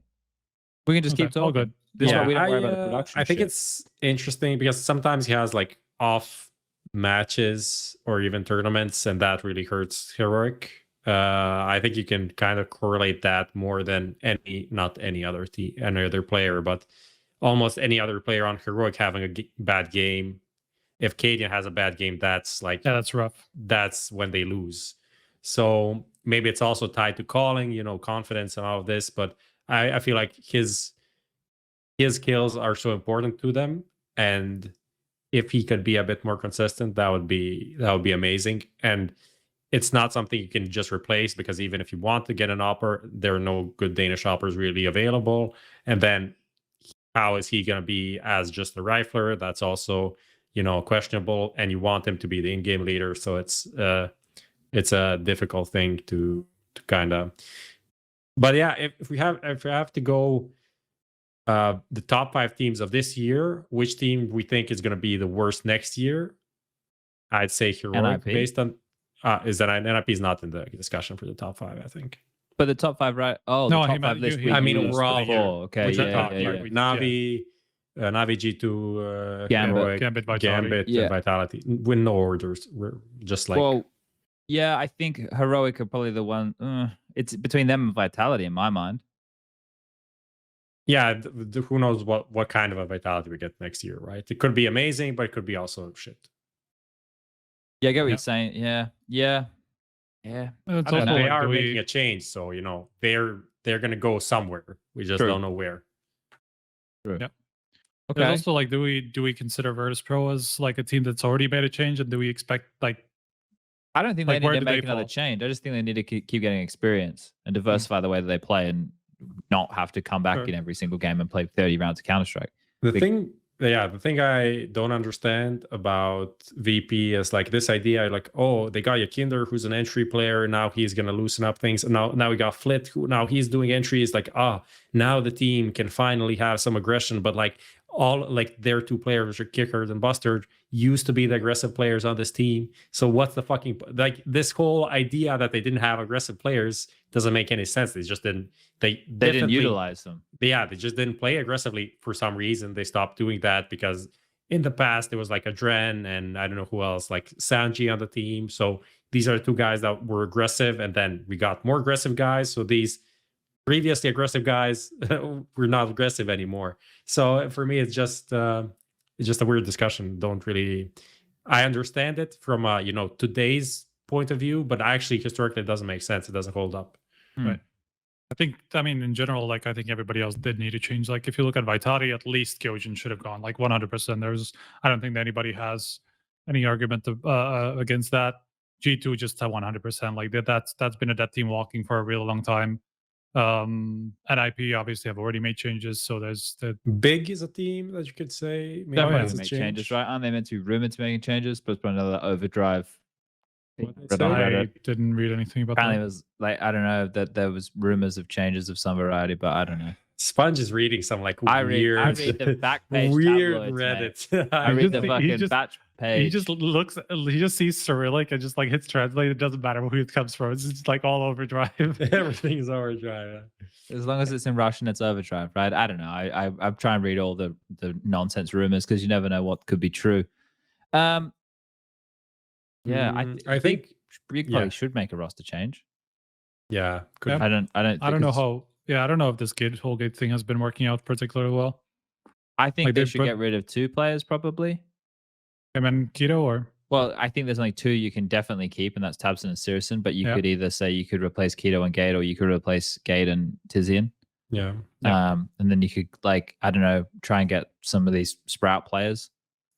That's always the plan, right? Yeah, it just never happens. Never able to pull it off. I mean, it happens every year and a half or something. Yeah, that's kind of how it is right now. All right, boys, let's pick a winner. I just want to say Mir needs to go somewhere. That's the player I want to see. Mir to Entropiq. Yeah, did you hear that somewhere as well? Or? No, I don't know. Mir to Entropiq for Lackey. Bang, done. Make it happen. Ship it. Yeah, let's do it. I don't think it can be worse. Can be worse for sure. Someone get Hooch on the phone. Let's talk to our Back to our friend. All right, I want you to pick a winner here, Prof. The thing is, like, I didn't really have any super amazing questions. Yeah, but we got to give it away. Someone's gonna win. No, maybe you pick a winner. Maybe guys say which questions you enjoy the most. I like the question which got me talking about keeping broadcasters in arenas, but that wasn't even like it just took me down that path. So I like that question because of where it took me. So that would be one of my votes. What else do we have here? The online era, like thinking if that was good or bad. I thought that was a pretty good question. I think that was an interesting angle. Interesting angle. I like the Astralis 2018 versus NAVI, even though it didn't get us very deep. Got us nowhere. Because you guys are no fun, and you just want to say like, this is we can't do anything about it, so let's just not talk. But that's the thing. Like, but what you'd have to do is you'd have to say, Striker, you argue Astralis, Chad, you argue NAVI, and then we could do it, right? The thing is, like, we didn't have enough beers for this. That's true. Yeah, probably. Yeah. Do you like the online question? I think the online question was pretty good. Yep. All right. Well, who was that? Let me. Probably someone who lives in Edekai. At Arthur Bitzer. Okay. Well, we'll reach out to you. We'll see if you're in a place we can ship this mouse, and if we can't, then someone else wins. Unfortunately, we'll work out a way to give him away.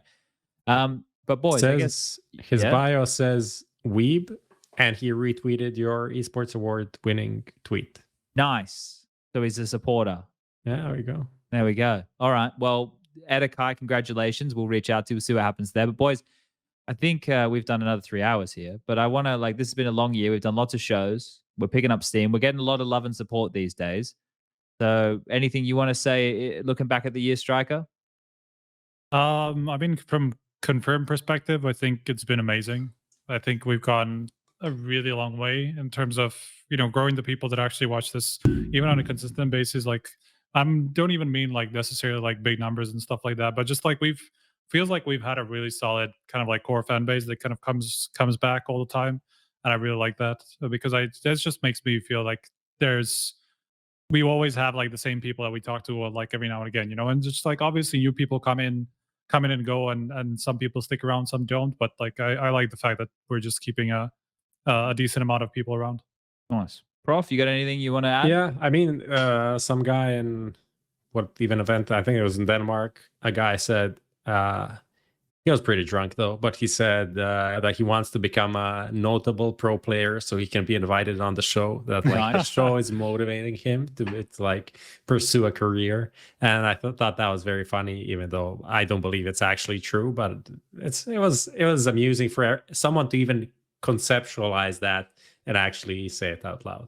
And yeah, we had a lot of cool guests.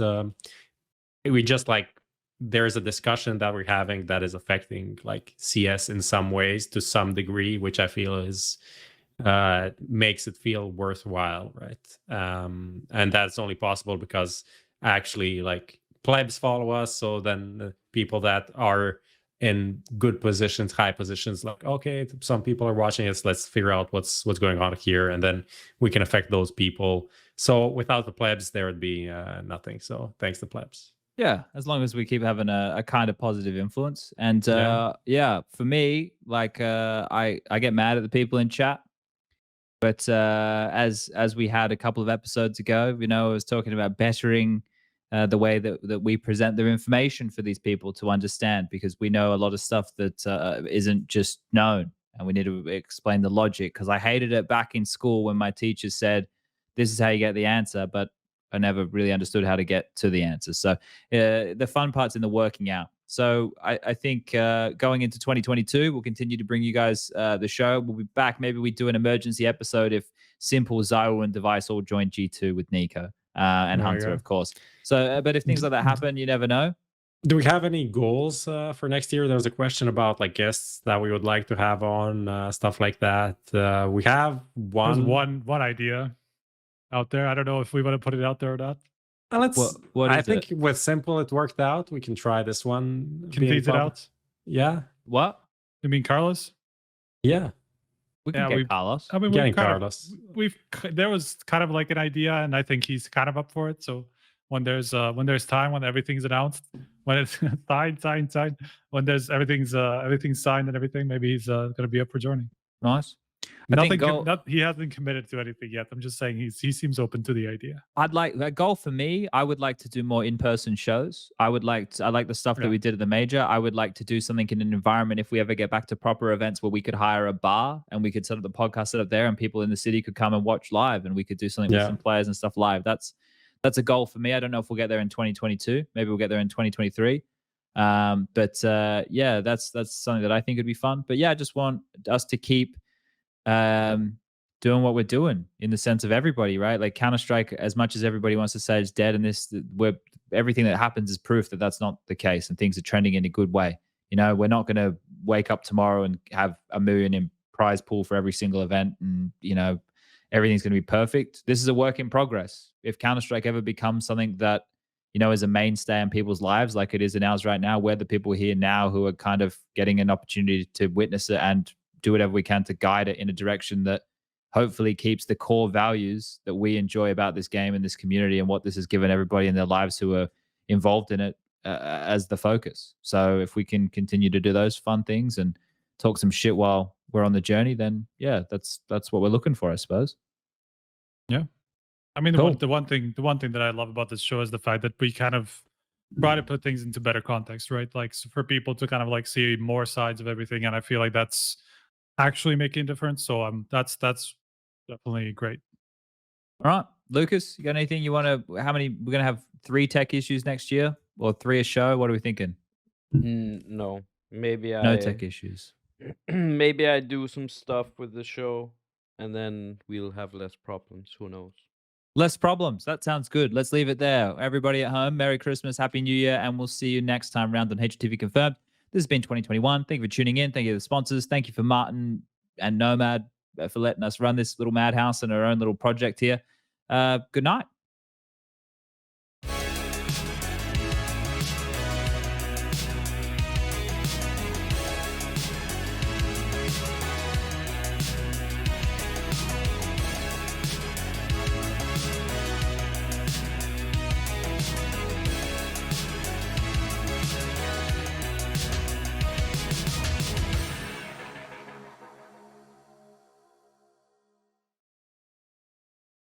Add some fun to your space with Xtrfy, designed in Sweden with focus on quality products built on experience. You're looking at Project 4, their 4th generation of products with super cool colorways to stand out, with matching sets to satisfy with a solid B4 bungee, lightweight ergonomic M4 mouse, the K4 keyboard is fantastic, all of which are performance focused, and finish it off with colorful GP4 mouse mats that are bold in design and smooth on the surface. The retro theme in particular has got the feels. Complete your setup with Xtrfy.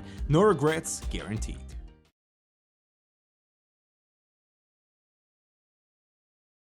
Fist bumps go to the teammates. I wanna see you rolling fast. Win the round. Win the game. Parimatch, your esports teammate. Stuck ranking up? Lost the motivation to grind? Bored of clicking heads on aim maps? Get some color into your game. Bitskins.com. Buying and selling skins made easy. Tons of payment methods and instant cash outs. Just choose your dream skins, select your preferred payment method, and start grinding again. If you want to play like the pros, you gotta look like the pros.